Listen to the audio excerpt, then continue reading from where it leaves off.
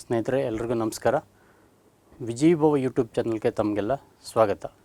ಇಂದು ಭಾರತದ ಕೃಷಿ ಮತ್ತು ಹಸಿರು ಕ್ರಾಂತಿ ಈ ವಿಚಾರದ ಬಗ್ಗೆ ಹೆಚ್ಚು ವಿಷಯಗಳನ್ನು ತಿಳ್ಕೊಳ್ತಾ ಹೋಗುವ. ಕರ್ನಾಟಕದಲ್ಲಿರುವ ಹಲವಾರು ವಿಶ್ವವಿದ್ಯಾನಿಲಯಗಳ ಪಠ್ಯಕ್ರಮ ಇದಾಗಿದೆ. ಜೊತೆಗೆ ನಮ್ಮ ರಾಜ್ಯ ಮತ್ತು ದೇಶದಲ್ಲಿ ನಡೆಯುವ ವಿವಿಧ ಪರೀಕ್ಷೆಗಳನ್ನ ನೀವು ತಗೊಂಡ್ರೆ ಈ ಕೃಷಿ ಮತ್ತು ಕೃಷಿಗೆ ಸಂಬಂಧಿಸಿದ ವಲಯಗಳಿಗೆ ಹಲವಾರು ಪ್ರಶ್ನೆಗಳನ್ನು ಕೇಳಲಾಗಿರುತ್ತೆ.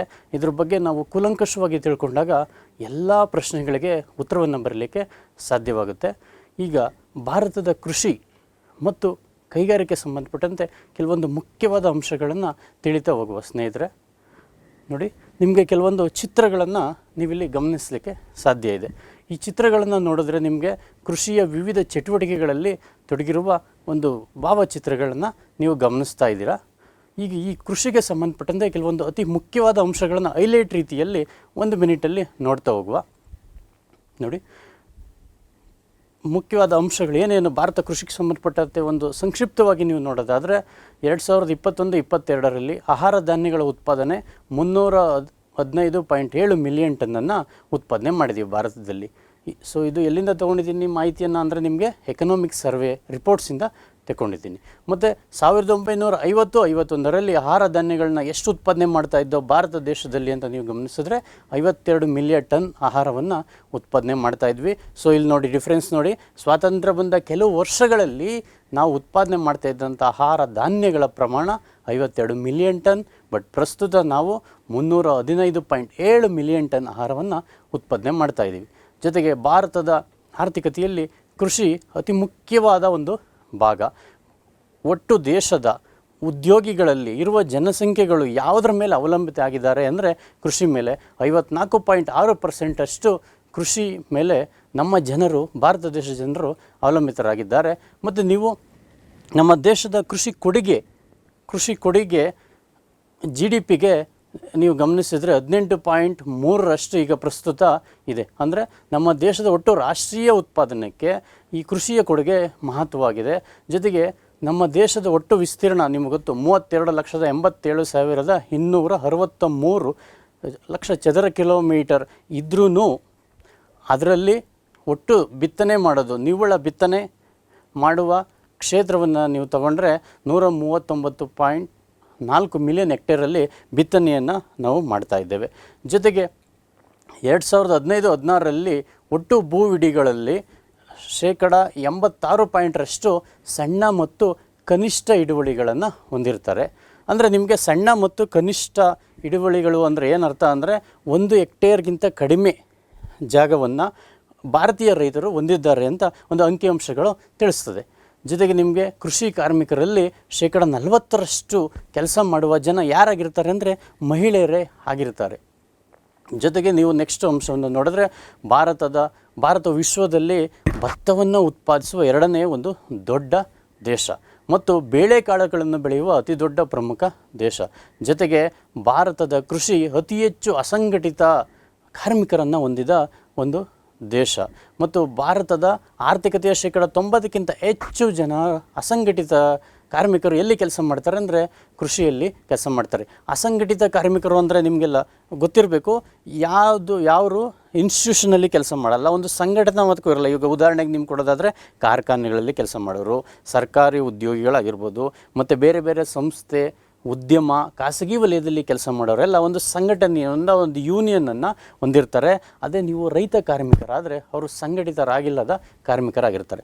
ಜೊತೆಗೆ ನೀವು ನೋಡಿದ್ರೆ 1ನೇ ಪಂಚವಾರ್ಷಿಕ ಯೋಜನೆಯಲ್ಲಿ ಆಹಾರ ಬಿಕ್ಕಟ್ಟನ್ನು ಪರಿಹರಿಸುವ ದೃಷ್ಟಿಯಿಂದ ಏನಾಯಿತು, ಒಟ್ಟು ಯೋಜನಾ ವೆಚ್ಚದಲ್ಲಿ 14%ಕ್ಕಿಂತ ಹೆಚ್ಚು ಕೃಷಿಗೆ ಸರ್ಕಾರ ವಿನಿಯೋಗವನ್ನು ಮಾಡುತ್ತೆ.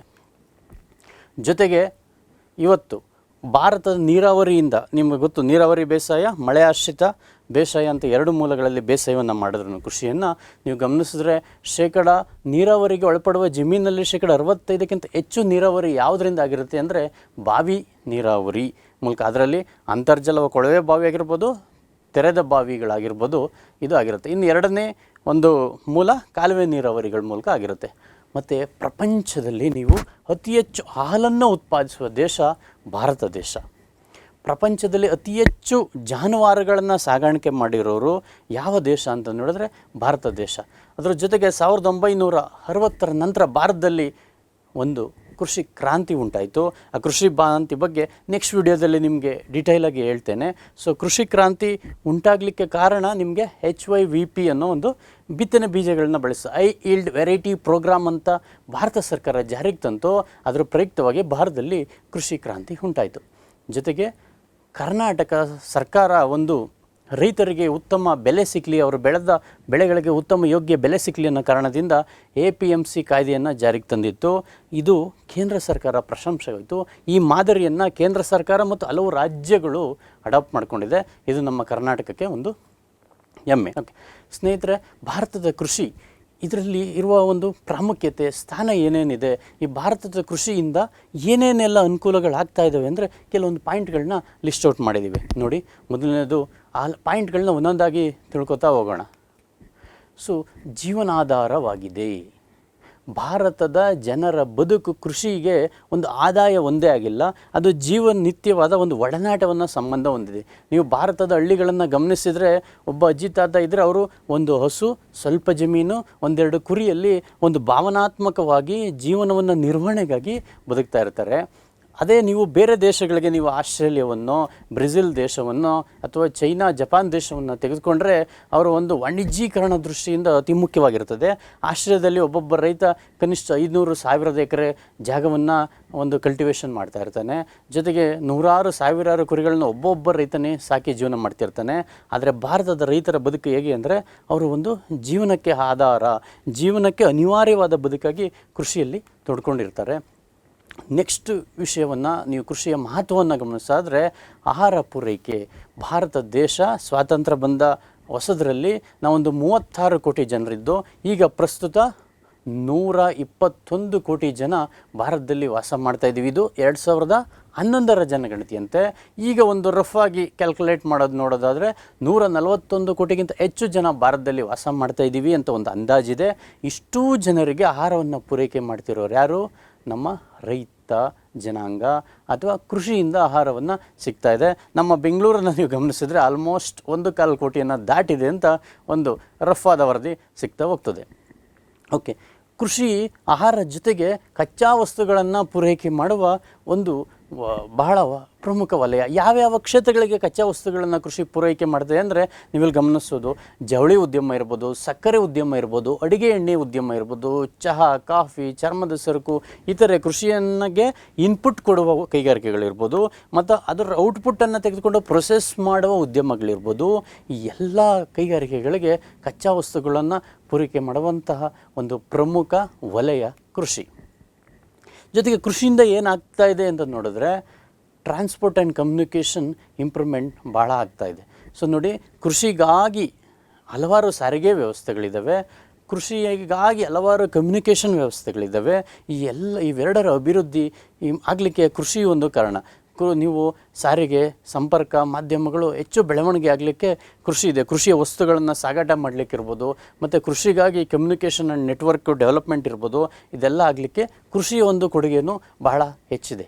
ಮತ್ತು ವಿದೇಶಿ ವ್ಯಾಪಾರ, ಭಾರತದ ವಿದೇಶಿ ವ್ಯಾಪಾರದ ಒಂದು ಪ್ರಗತಿಯಲ್ಲಿ ಕೃಷಿಯ ಅತಿ ದೊಡ್ಡ ಪಾಲು ಇದೆ. ಈಗ ಪ್ರಸ್ತುತ ನೀವು ನೋಡೋದಾದರೆ ಭಾರತದ ಒಟ್ಟು ರಫ್ತಿನಲ್ಲಿ 15% ಹೆಚ್ಚು ನಾವು ಕೃಷಿ ವಸ್ತುಗಳನ್ನೇ ರಫ್ತು ಮಾಡ್ತಾಯಿದ್ದೀವಿ. ಉದಾಹರಣೆ ಕೆಲವು ವಸ್ತುಗಳಂದರೆ ಭತ್ತ, ಗೋಧಿ, ಬೇಳೆಕಾಳು, ಎಣ್ಣೆಕಾಳು, ಕಾಫಿ, ಸೇಬು, ಕಬ್ಬು, ಚಹಾ, ತಂಬಾಕು ಮತ್ತು ಕೃಷಿಯಿಂದ ಪ್ರೊಸೆಸ್ ಮಾಡಿದಂತಹ ಒಂದು ಅದನ್ನು ಕೈಗಾರಿಕೀಕರಣವಾಗಿ ಅದಲ್ಲಿ ಪ್ರೊಸೆಸ್ ಆಗಿ ಆದಂಥ ಹಲವಾರು ವಸ್ತುಗಳನ್ನು ಭಾರತ ನಾವು ಎಕ್ಸ್ಪೋರ್ಟ್ ಮಾಡ್ತೀವಿ. ನಿಮಗೆ ನಮ್ಮದೇ ಒಂದು ಸ್ಥಳೀಯವಾದ ಉದಾಹರಣೆ ಕೊಡಬೇಕು ಅಂದರೆ ಬೆಂಗಳೂರಿನ ಸುತ್ತಮುತ್ತ ಬೆಳೆಯುವಂಥ ಹಲವಾರು ಹೂಗಳು ಮತ್ತು ತರಕಾರಿಗಳು, ಹಣ್ಣುಗಳು ಇವತ್ತು ಕಟಾವಾಗಿ ಸಂಜೆ ಒಳಗಡೆ ಬೆಂಗಳೂರು ಇಂಟರ್ನ್ಯಾಷನಲ್ ಏರ್ಪೋರ್ಟ್ ತಲುಪಿ ಅಲ್ಲಿಂದ ದುಬೈ ಮತ್ತು ಹಲವಾರು ದೇಶಗಳಿಗೆ ಬೆಳಗ್ಗೆ ಆಗಸ್ಟಲ್ಲಿ ಅಲ್ಲಿಗೆ ಹೋಗಿ ತಲುಪಿ ವಿತರಣೆ ಆಗ್ತಾಯಿದೆ. ಹಲವಾರು ಜನ ರೈತರು ಈ ಸೌಲಭ್ಯವನ್ನು ಬಳಸ್ಕೊಂಡು ಭಾರತದ ಕೃಷಿಯಿಂದ ವ್ಯಾಪಾರಕ್ಕೆ ಕೊಡುಗೆಯನ್ನು ಕೊಡ್ತಿದ್ದಾರೆ. ಜೊತೆಗೆ ಅವರೂ ವರಮಾನವನ್ನು ಗಳಿಸ್ತಿದ್ದಾರೆ. ಭಾರತ ದೇಶದ ಒಂದು ಬ್ಯಾಲೆನ್ಸ್ ಶೀಟ್ ಉತ್ತಮವಾಗಲಿಕ್ಕೂ ಒಂದು ಪರೋಕ್ಷವಾಗಿ ಮತ್ತು ಪ್ರತ್ಯಕ್ಷವಾಗಿ ಕಾರಣೀಭೂತರಾಗಿದ್ದಾರೆ. ಜೊತೆಗೆ ನಿಮಗೆ ತೃತೀಯ ರಂಗಕ್ಕೆ ಇದು ಸಹಾಯ ಮಾಡ್ತಾ ಇದೆ. ಕೃಷಿಯ ತೃತೀಯ ರಂಗ ಅಂದರೆ ಸೇವಾ ವಲಯ ಅಂತ ಇನ್ನೊಂದು ಹೆಸರು ಕರಿತೀವಿ, ಇದನ್ನು ಟೆರ್ಷಿಯರಿ ಸೆಕ್ಟರ್ ಅಂತ. ಈ ತೃತೀಯ ವಲಯದಲ್ಲಿ ಯಾವುದು ಉತ್ಪಾದನೆ ವಲಯ ಆಗಿರಲ್ವ, ಅಂದರೆ ಕೃಷಿ ಮತ್ತು ಕೈಗಾರಿಕೆಯನ್ನು ಬಿಟ್ಟು ಉಳಿದ ವಲಯಗಳನ್ನು ನಾವು ಸೇವಾ ವಲಯ ತೃತೀಯ ರಂಗ ಅಂತೇಳಿ ವಿಭಾಗ ಮಾಡ್ತೀವಿ. ಇದರಲ್ಲಿ ನಿಮಗೆ ಸಾರಿಗೆ, ಸಂಪರ್ಕ, ಹಣಕಾಸು, ರಿಯಲ್ ಎಸ್ಟೇಟ್ ಉದ್ಯಮ, ಇತರೆ ಶಿಕ್ಷಣ, ಆರೋಗ್ಯ, ಇತರ ಎಲ್ಲ ವಲಯಗಳು ಬರ್ತದೆ. ಇವೆಲ್ಲ ಅಭಿವೃದ್ಧಿಗೆ ಕೃಷಿಯ ಕೊಡುಗೆಯನ್ನು ಮಹತ್ವವಾಗಿದೆ. ಜೊತೆಗೆ ನೋಡಿ, ಕೃಷಿಯಿಂದ ಒಂದು ತಲಾದಾಯ ಹೆಚ್ಚಳಕ್ಕೂ ಕಾರಣ ಆಗಿದೆ. ತಲಾದಾಯ ಅಂದರೆ ಗೊತ್ತು, ನಮ್ಮ ಒಟ್ಟು ರಾಷ್ಟ್ರೀಯ ಆದಾಯವನ್ನು ಆ ದೇಶದ ಜನಸಂಖ್ಯೆಯಿಂದ ವಿಭಾಗ ಮಾಡಿದರೆ ಸಿಗುವ ಮೊತ್ತವನ್ನು ತಲಾದಾಯ ಅಂತ ಕರಿತೀವಿ. ಹೌದು, ಏಕೆಂದರೆ ರಾಷ್ಟ್ರೀಯ ಆದಾಯ ಹೆಚ್ಚಳಕ್ಕೂ ಕೃಷಿ ಪಾಲಿರೋದ್ರಿಂದ ಆ ಜನಸಂಖ್ಯೆಯನ್ನು ನಮ್ಮ ಒಟ್ಟು ರಾಷ್ಟ್ರೀಯ ಆದಾಯದಿಂದ ವಿಭಾಗ ಮಾಡಿದಾಗ ನಮಗೆ ಆದಾಯ ಏನು ಸಿಗುತ್ತೆ ಅದನ್ನು ತಲಾದಾಯ ಅಂತ ಕರಿತೀವಿ. ಅದು ಹೆಚ್ಚಳ ಕೃಷಿಯ ಒಂದು ಕೊಡುಗೆ ಬಹಳ ಇದೆ. ಜೊತೆಗೆ ನಿಮಗೆ ರಾಷ್ಟ್ರೀಯ ಆದಾಯ ಹೆಚ್ಚಳಕ್ಕೆ ಕೃಷಿಯ ಮಹತ್ವ ಕೂಡ ಇದೆ. ನ್ಯಾಷನಲ್ ಇನ್ಕಮ್ ಅಂದರೆ ನಾವು ತಿಳ್ಕೊಂಡಿದ್ದೇವೆ, ಒಂದು ವರ್ಷದಲ್ಲಿ ಒಂದು ದೇಶದಲ್ಲಿ ಉತ್ಪಾದಿಸಲಾಗುವ ಎಲ್ಲ ರೀತಿಯ ಸರಕು ಸೇವೆಗಳ ಒಟ್ಟಾರೆ ಮಾರುಕಟ್ಟೆಯ ಮೌಲ್ಯವನ್ನು ರಾಷ್ಟ್ರೀಯ ಆದಾಯ ಅಂತ ಕರಿತೀವಿ. ಈ ನ್ಯಾಷನಲ್ ಇನ್ಕಮ್ ಯಾವುದೇ ದೇಶದ ಒಂದು ಆರ್ಥಿಕ ಪರಿಸ್ಥಿತಿಯನ್ನು ತಿಳಿಸುತ್ತೆ. ಯಾವ ದೇಶದ ರಾಷ್ಟ್ರೀಯ ಆದಾಯ ಹೆಚ್ಚಿದೆಯೋ, ಹೆಚ್ಚು ಮೇಲಿದೆಯೋ ಆ ದೇಶವನ್ನು ಮುಂದುವರಿದ ದೇಶ ಅಂತ ಪ್ರಪಂಚದಲ್ಲಿ ಗುರುತಿಸ್ತೇವೆ. ಯಾವ ದೇಶದ ರಾಷ್ಟ್ರೀಯ ಆದಾಯ ಕಮ್ಮಿ ಇದೆಯೋ ಅದನ್ನು ಹಿಂದುಳಿದ ದೇಶ ಅಂತ ಗುರುತಿಸ್ತೇವೆ. ರಾಷ್ಟ್ರೀಯ ಆದಾಯ ಹೆಚ್ಚು ಆಗಬೇಕು ಅಂದರೆ, ದೇಶ ಬೆಳವಣಿಗೆ ಆಗಬೇಕು ಅಂದರೆ ಕೃಷಿಯ ಕೊಡುಗೆ ಮಹತ್ವ ಇದೆ. ಪ್ರಸ್ತುತ ನೀವು ಗಮನಿಸಿದ್ರೆ ಇತ್ತೀಚಿನ ವರ್ಷಗಳಲ್ಲಿ ಭಾರತ ರಾಷ್ಟ್ರೀಯ ಆದಾಯಕ್ಕೆ ಕೃಷಿಯ ಕೊಡುಗೆ 18.3ರಷ್ಟಿದೆ. ಅದೇ ನೀವು ಸ್ವಾತಂತ್ರ್ಯ ಬಂದ ಸಮಯದಲ್ಲಿ ರಾಷ್ಟ್ರೀಯ ಆದಾಯಕ್ಕೆ ಭಾರತದ ಕೃಷಿಯ ಕೊಡುಗೆ 50%ಕ್ಕಿಂತ ಹೆಚ್ಚು ಪ್ರಮಾಣದಲ್ಲಿ ಕೊಡುಗೆಯನ್ನು ಕೊಡ್ತಾಯಿತ್ತು. ಓಕೆ, ಇದ್ರ ಜೊತೆಗೆ ನಿಮಗೆ ಆವಾಗಲೇ ಮುಖ್ಯಾಂಶಗಳಲ್ಲಿ ನಿಮ್ಗೊಂದು ಪಾಯಿಂಟ್ ಹೇಳಿದೆ, ಪ್ರಪಂಚದಲ್ಲಿ ಅತಿ ಹೆಚ್ಚು ಜಾನುವಾರುಗಳನ್ನು ಸಾಗಾಣಿಕೆ ಮಾಡೋರು ಯಾರು ಅಂದರೆ ಭಾರತೀಯರು, ಭಾರತ ದೇಶ ಅಂತ. ಸೊ ಹಾಗಿದ್ರೆ ಈ ಭಾರತ ದೇಶದಲ್ಲಿರುವ ಇಷ್ಟೊಂದು ಪ್ರಾಣಿಗಳಿಗೆ ಆಹಾರವನ್ನು ಒದಗಿಸಿರೋ ಕ್ಷೇತ್ರ ಯಾವುದು? ಕೃಷಿ ಕ್ಷೇತ್ರ. ನೀವು ಚಿತ್ರಗಳಲ್ಲಿ ಗಮನಿಸ್ಬೋದು, ಅಲ್ಲಿರುವ ಎಲ್ಲ ಪ್ರಾಣಿಗಳಿಗೂ ಆಹಾರವನ್ನು ಪ್ರತಿನಿತ್ಯ ಅದು ಹಸಿರು ಮೇವಾಗಿರ್ಬೋದು, ಒಣ ಮೇವಾಗಿರ್ಬೋದು, ಈ ಮೂಲಕ ಅದಕ್ಕೆ ಹೆಚ್ಚು ಆಹಾರಗಳನ್ನು ಪ್ರಾಣಿಗಳಿಗೆ ಒದಗಿಸ್ತಾ ಇರೋದು ಒಂದು ಕೃಷಿ ಕ್ಷೇತ್ರದಿಂದ ಸಾಧ್ಯ ಆಗಿದೆ. ಜೊತೆಗೆ ನಿಮಗೆ ಒಂದು ವಿಶೇಷವಾದ ಪಾಯಿಂಟ್ ನೋಡಿ, ನೀವಿಲ್ಲಿ ನೋಡ್ತಾ ಇದ್ದೀರಾ, ಭಾರತ ದೇಶದ ಆರ್ಮಿಯ ಚಿತ್ರಗಳನ್ನು, ಅದು ನೇವಿ ಆಗ್ಬೋದು, ಆರ್ಮಿ ಆಗ್ಬೋದು, ಮತ್ತು ಸಮುದ್ರ ನೌಕೆ ಆಗ್ಬೋದು. ಈ ನೌಕೆಗಳನ್ನು ನೋಡಿದ್ರೆ ಈ ನೌಕೆಯಲ್ಲಿ ಕೆಲಸ ಮಾಡ್ತಿರುವಂಥ ಅತಿ ಹೆಚ್ಚು ಸಿಬ್ಬಂದಿಗಳು ಮತ್ತು ಸೇನಾನಿಗಳು ಯಾರು ಅಂತ ನೀವು ಒಂದು ಸಲ ಪರಿಶೀಲನೆ ಮಾಡಿದ್ರೆ ಅತಿ ಹೆಚ್ಚು ಭಾಗ ಕೃಷಿ ಕುಟುಂಬದಿಂದ ಹೋದವರು, ಗ್ರಾಮೀಣ ಪ್ರದೇಶದಿಂದ ಹೋದವರು. ಯಾಕೆ ಅಂತ ನೋಡಿದ್ರೆ ನಿಮಗೆ ಒಂದು ಸೇವಾ ಮನೋಭಾವನೆಯನ್ನು ಕೃಷಿ ತುಂಬುತ್ತೆ ಮತ್ತು ಕೃಷಿಗೆ ಬೇಕಾದಂಥ ಒಂದು ಮಾನವ ಸಂಪನ್ಮೂಲವನ್ನು, ಮಾನವ ಶಕ್ತಿಯನ್ನು ಸರಬರಾಜು ಮಾಡ್ತಾ ಇರುವ ಕ್ಷೇತ್ರ ಈ ಒಂದು ಕೃಷಿಯಾಗಿದೆ. ಜೊತೆಗೆ ಸ್ನೇಹಿತರೆ, ಇದಿಷ್ಟು ಕೃಷಿಗೆ ಸಂಬಂಧಿಸಿದಂಥ ಒಂದು ಕೊಡುಗೆಗಳನ್ನು ನೋಡಿದ್ವಿ. ಈಗ ಭಾರತದ ಕೃಷಿಯ ಒಂದು ಉತ್ಪಾದನೆ, ಪ್ರೊಡಕ್ಷನ್ ಎಷ್ಟಿದೆ, ಎಷ್ಟು ಉತ್ಪಾದನೆ ಆಗ್ತಾ ಇದೆ ಅಂತ ಒಂದು ಅಂಕಿಅಂಶಗಳನ್ನ ನೋಡೋದಾದರೆ, ಸ್ವಾತಂತ್ರ್ಯ ಬಂದ ಪ್ರಾರಂಭದಲ್ಲಿ ಅಂದರೆ 1950-51ರಲ್ಲಿ ಭಾರತದಲ್ಲಿ 50.82 ಮಿಲಿಯನ್ ಟನ್ ಆಹಾರವನ್ನು ಉತ್ಪಾದನೆ ಮಾಡ್ತಾಯಿದ್ದು. ಬಟ್ ಇತ್ತೀಚೆಗೆ ಕಳೆದ ವರ್ಷದ ಒಂದು ವರದಿಯನ್ನು ನೀವು ನೋಡಿದ್ರೆ ಭಾರತದ ಒಂದು ಆಹಾರ ಉತ್ಪಾದನೆ 315.7 ಮಿಲಿಯನ್ ಟನ್ ಆಹಾರವನ್ನು ಉತ್ಪಾದನೆ ಮಾಡ್ತಾಯಿದ್ದೀವಿ. ನೋಡಿ, ನಮ್ಮ ಭಾರತ ದೇಶದ ಕೃಷಿಯ ಪ್ರಗತಿ ಎಷ್ಟು ಉತ್ತಮವಾಗಿ ನಡೀತಿದೆ. ಆಗ ಎಷ್ಟು ಉತ್ಪಾದನೆ ಮಾಡೋದ್ರಿಂದ ಅದಕ್ಕಿಂತ ಹಲವಾರು ಪಟ್ಟು ಆಹಾರವನ್ನು ಹೆಚ್ಚು ಉತ್ಪಾದನೆ ಮಾಡ್ತಾಯಿದ್ದೀವಿ. ನಮ್ಮ ದೇಶದ ಜನರಿಗೆ ಬೇಕಾದಂಥ ಒಂದು ಎಲ್ಲ ರೀತಿಯ ಆಹಾರವನ್ನು ನಾವು ಉತ್ಪಾದನೆ ಮಾಡಿಕೊಳ್ಳಿಕ್ಕೆ ಸಾಧ್ಯ ಆಗಿದೆ. ಸೊ ಈ ಆಹಾರ ಉತ್ಪಾದನೆ ಪ್ರಗತಿಯನ್ನು ಒಂದಷ್ಟು ಚಿಕ್ಕದಾಗಿ ನೋಡೋದಾದರೆ ನೋಡಿ, ಭಾರತದ ಆಹಾರ ಉತ್ಪಾದನೆ ವಾರ್ಷಿಕವಾರು ನೀವು ಗಮನಿಸಿದ್ರೆ 1950-51ರಲ್ಲಿ ಇದ್ದದ್ದು, ಮತ್ತು 60ರಲ್ಲಿ, 70ರಲ್ಲಿ, 80ರಲ್ಲಿ, 90ರಲ್ಲಿ, 2000, 2001, 2002, 2022ವರೆಗೂ ನಿರಂತರವಾಗಿ ಏರಿಕೆಯಾಗುತ್ತಿರುವಂತಹ ಆಹಾರ ಉತ್ಪಾದನೆಗಳ ಒಂದು ಹೆಚ್ಚಳದ ಒಂದು ಮ್ಯಾಪನ್ನು ನೀವು ಇಲ್ಲಿ ನೋಡ್ತಾ ಇದ್ದೀರಾ. ಹೀಗೆ ಭಾರತ ಆಹಾರ ಉತ್ಪಾದನೆ ನಿರಂತರವಾಗಿ ಹೆಚ್ಚಳ ಆಗ್ತಾ ಬಂದಿದೆ.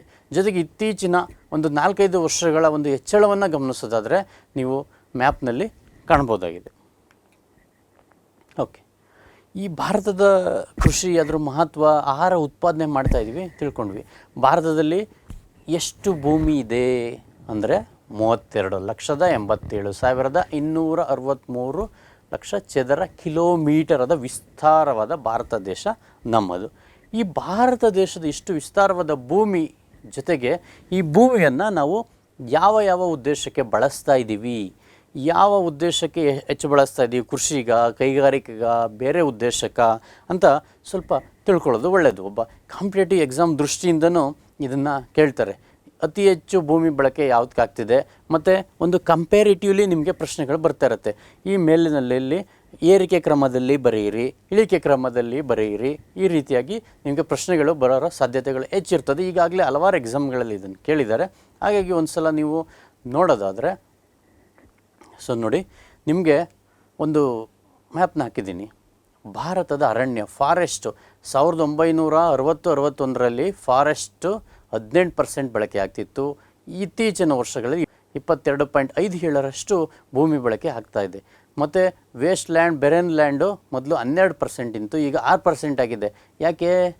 ನಾವು ತಂತ್ರಜ್ಞಾನದ ಸಹಾಯದಿಂದ ವೇಸ್ಟ್ ಲ್ಯಾಂಡನ್ನು, ಅನುಪಯುಕ್ತ ಭೂಮಿಯನ್ನು ಉಪಯುಕ್ತವಾಗಿ ಒಂದು ಪರಿವರ್ತನೆ ಮಾಡ್ಕೊಂಡಿದ್ದೀವಿ. ಮತ್ತು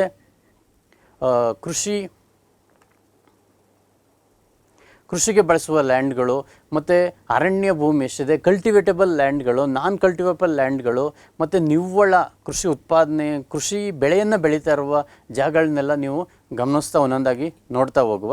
ಇದು ಒಂದು ಅದಕ್ಕೆ ಸಂಬಂಧಪಟ್ಟಂತೆ ಒಂದು ಪೈ ಮ್ಯಾಪ್ ಇದೆ ನೋಡಿ. ಓಕೆ, ಈಗ ಒಂದೊಂದಾಗಿ ನೋಡ್ತಾ ಹೋಗುವ. ಭಾರತದ ಭೂಮಿಯ ಬಳಕೆಯನ್ನು ನೀವು ಗಮನಿಸಿದ್ರೆ ಈ ಮ್ಯಾಪಲ್ಲಿ ಆಲ್ಮೋಸ್ಟು ನಿಮಗೆ ಚಿತ್ರದ ಮೂಲಕ ಇದೆ ನೋಡಿ. ಇಲ್ಲಿ ಹಸಿರು ಬಣ್ಣ ಕಾಣ್ತಾ ಇರುವುದೆಲ್ಲ ಏನು ಅರಣ್ಯವನ್ನು ಇಂಡಿಕೇಟ್ ಮಾಡಿದ್ರೆ, ನಿಮಗೆ ವೇಸ್ಟ್ ಲ್ಯಾಂಡ್ ಇದೆ, ಕಲ್ಟಿವೇಟಬಲ್ ಲ್ಯಾಂಡ್ ತೋರಿಸ್ತಾ ಇದೆ, ಎಲ್ಲವನ್ನೂ ಇದೆ. ಈಗ ಒಂದೊಂದಾಗಿ ಇದನ್ನು ನೋಡ್ತಾ ಹೋಗುವ. ಓಕೆ, ಕೃಷಿ ಬಳಕೆ ಯಾವ್ಯಾವ ಉದ್ದೇಶಕ್ಕೆ ಬಳಕೆ ಆಗುತ್ತೆ ಅಂತ ಲಿಸ್ಟ್ ಔಟ್ ಮಾಡ್ತಾ ಹೋದರೆ ನಿಮಗೆ ನಿವ್ವಳ ಸಾಗುವಳಿ ಕ್ಷೇತ್ರ, ಒಟ್ಟು ಭೂ ಪ್ರದೇಶದಲ್ಲಿ ಕೃಷಿಗೆ ಎಷ್ಟು ಸಾಗುವಳಿಯನ್ನು ಮಾಡ್ತಾಯಿದ್ದೀವಿ, ಕಲ್ಟಿವೇಟ್ ಮಾಡ್ತಾಯಿದ್ದೀವಿ ಅನ್ನೋದು ಒಂದು ಭಾಗ. ಆದರೆ ಇನ್ನು ಎಷ್ಟು ಪ್ರಮಾಣದಲ್ಲಿ ಅರಣ್ಯ ಇದೆ, ಮತ್ತು ವ್ಯವಸಾಯವನ್ನು ಅಲ್ಲದೆ ಇತರೆ ಉದ್ದೇಶಕ್ಕೆ ಎಷ್ಟು ಪ್ರಮಾಣದ ಭೂಮಿಯನ್ನು ಬಳಸ್ತಾ ಇದ್ದೀವಿ, ಮತ್ತು ಬೀಳು ಭೂಮಿ ಎಷ್ಟಾಗಿದೆ, ವೇಸ್ಟ್ ಲ್ಯಾಂಡು, ಮತ್ತು ಹುಲ್ಲುಗಾವಲುಗಳು, ಗ್ರಾಸ್ ಲ್ಯಾಂಡ್ ಎಷ್ಟಿದೆ, ಮತ್ತು ಬಳಕೆಯಾಗದ ವ್ಯವಸಾಯ ಯೋಗ್ಯ, ಇದು ವ್ಯವಸಾಯ ಮಾಡಲಿಕ್ಕೆ ಯೋಗ್ಯವಾದ ಜಮೀನು ಆದರೆ ಅದನ್ನು ನಾವು ಬಳಸ್ತಾ ಇಲ್ಲ, ಆ ಥರದ ಭೂಮಿ ಎಷ್ಟಿದೆ ಅದ ಒಂದೊಂದೇ ನೋಡ್ತಾ ಹೋದರೆ ನೋಡಿ. ಈ ಚಿತ್ರದಲ್ಲಿ ನಿಮ್ಗೆ ಕಾಣ್ತಿರೋದು ನಿವ್ವಳ ಸಾಗುವಳಿ ಕ್ಷೇತ್ರ. ಅಂದರೆ ಎಲ್ಲಿ ನಿಮಗೆ ಹಸಿರು ಬಣ್ಣ ಏನೇನು ಕಾಣ್ತಾ ಇದೆ ಅದೆಲ್ಲ ಒಂದು ನಾವು ಕಲ್ಟಿವೇಷನ್ ಮಾಡ್ತಾ ಇರುವ ಜಾಗ. ಕೆಲವೊಂದು ಪಾರ್ಟ್ಸ್ ನಿಮಗೆ ನೋಡಿ ಫುಲ್ ವೈಟ್ ಇದೆ. ಇಲ್ಲಿ ಇದೇನು ಅಂತ ಗೊತ್ತು ನಿಮಗೆ, ಹಿಮಾಲಯ, ಅಲ್ಲಿ ಕಲ್ಟಿವೇಟ್ ಮಾಡೋಕ್ಕಾಗಲ್ಲ. ಇಲ್ಲಿ ರಾಜಸ್ಥಾನದ ಕೆಲವು ಭಾಗದಲ್ಲಿ ನಿಮ್ಗೆ ಕಾಣ್ತಾ ಇದೆ ನೋಡಿ, ಏನಿದೆ ಇಲ್ಲಿ ಮರುಭೂಮಿ ಇದೆ. ಮತ್ತು ಇಲ್ಲೂ ನಿಮಗೆ ಕೆಲವು ಭಾಗ ಕಾಣ್ತಾ ಇದೆ, ಇಲ್ಲಿ ಅಸ್ಸಾಮು, ಮಣಿಪುರ, ಈ ಭಾಗಗಳೆಲ್ಲ ಏನಾಗಿದೆ ಅಲ್ಲಿ, ಮತ್ತು ಬೆಟ್ಟ ಗುಡ್ಡಗಳಿದ್ದಾವೆ, ಕಾಡುಗಳಿದ್ದಾವೆ, ಅರಣ್ಯಗಳಿದೆ. ಇಲ್ಲೂ ಒಂದು ಕಲ್ಟಿವೇಟ್ ಮಾಡಲಿಕ್ಕೆ ಆಗದಿರೋಷ್ಟು ಜಾಗಗಳು ಇದ್ದಾವೆ. ಅದನ್ನು ಹೊರತುಪಡಿಸಿದರೆ ಬಹುಪಾಲು ಭಾಗವನ್ನು ನಾವು ಒಂದು ವ್ಯವಸಾಯ ಯೋಗ್ಯಕ್ಕೆ, ಸಾಗುವಳಿಗೆ ಬಳಸ್ತಾ ಇದ್ದೇವೆ. ಜೊತೆಗೆ ನೆಕ್ಸ್ಟ್ ಅರಣ್ಯ ಪ್ರದೇಶ ಎಷ್ಟಿದ್ದಾವೆ ಅಂದರೆ ಈ ಮ್ಯಾಪ್ನಲ್ಲಿ ನಿಮಗೆ ಭಾರತದಲ್ಲಿರುವ ಅರಣ್ಯ ಪ್ರದೇಶಗಳನ್ನು ಹಸಿರು ಬಣ್ಣದಲ್ಲಿ ಇಂಡಿಕೇಟ್ ಮಾಡಲಾಗಿದೆ. ನೀವು ಈ ಮ್ಯಾಪ್ನ ನೋಡ್ಬೋದು. ನಿಮಗಿಲ್ಲಿ ಇಲ್ಲಿ ನೋಡಿ, ಪಶ್ಚಿಮ ಘಟ್ಟಗಳ ಪ್ರದೇಶ ಗುಜರಾತ್ನಿಂದ ಹಿಡಿದು ಕನ್ಯಾಕುಮಾರಿವರೆಗೂ ಇರುವ ಹಸಿರು ಬಣ್ಣ. ಮತ್ತು ಇಲ್ಲಿ ನಿಮಗೆ ನಮ್ಮ ಆವಾಗಲೇ ಹೇಳಿದೆ ಅಸ್ಸಾಮು, ಮೇಘಾಲಯ, ಮಿಜೋರಾಂ, ಜಾರ್ಖಂಡ್ ಈ ಭಾಗದಲ್ಲಿರುವ ಅರಣ್ಯ ಪ್ರದೇಶ, ಹಿಮಾಲಯದ ಕೆಲವು ಅರಣ್ಯ ಪ್ರದೇಶ, ಮತ್ತು ಪೂರ್ವ ಕರಾವಳಿಯ ಅರಣ್ಯ ಪ್ರದೇಶಗಳನ್ನೆಲ್ಲ ಇಲ್ಲಿ ತೋರಿಸ್ತಾ ಇದ್ದಾವೆ. ಓಕೆ, ವ್ಯವಸಾಯೇತರ ಭೂಮಿ ಬಳಕೆ, ವ್ಯವಸಾಯವನ್ನು ಹೊರತುಪಡಿಸಿ ಇತರ ಉದ್ದೇಶಕ್ಕೂ ಭಾರತದಲ್ಲಿ ಇರುವ ಭೂಮಿಯನ್ನು ಬಳಸ್ತಾ ಇದ್ದೀವಿ. ಯಾವುದ್ಯಾವುದು ಅಂತ ನೀವು ನೋಡಿದ್ರೆ ನೋಡಿ, ಎಷ್ಟೊಂದು ಜನ ಲೇಔಟ್ ಮಾಡ್ತಾ ಇರ್ತೀವಿ, ಪಾರ್ಕ್ ಮಾಡ್ತಾ ಇರ್ತೀವಿ, ಮತ್ತು ಒಂದು ಕಮರ್ಷಿಯಲ್ಗೆ ಯೂಸ್ ಮಾಡ್ತಾ ಇರ್ತೀವಿ. ಈ ಥರ ವ್ಯವಸಾಯವನ್ನು ಹೊರತುಪಡಿಸಿ ವ್ಯವಸಾಯವಲ್ಲದ ಉದ್ದೇಶಗಳಿಗೆ ರಸ್ತೆ ನಿರ್ಮಾಣ ಮಾಡೋಕ್ಕೆ ಬಳಸ್ತಾ ಇರ್ತೀವಿ, ಮತ್ತು ಒಂದು ಬೇರೆ ಬೇರೆ ವಾಣಿಜ್ಯ ಉದ್ದೇಶಕ್ಕೆ ಬಳಸ್ತಾ ಇರ್ತೀವಿ. ಇದೆಲ್ಲ ವ್ಯವಸಾಯವನ್ನು ಹೊರತುಪಡಿಸಿ ಬಳಸುವ ಭೂಮಿಯ ಪ್ರದೇಶ ಆಗಿದೆ. ಇಲ್ಲೊಂದು ನಿಮಗೆ ಚಿತ್ರ ಕಾಣ್ತಾ ಇದೆ. ನೀವು ನೋಡಿ, ಒಬ್ಬ ವ್ಯಕ್ತಿ ಹಸಿರು ಭೂಮಿಯನ್ನು ತೆಗಿತಾ ಇದ್ದಾನೆ. ಏನಿದು ಇಂಡಿಕೇಶನ್ ಅಂದರೆ ಇಷ್ಟೇ.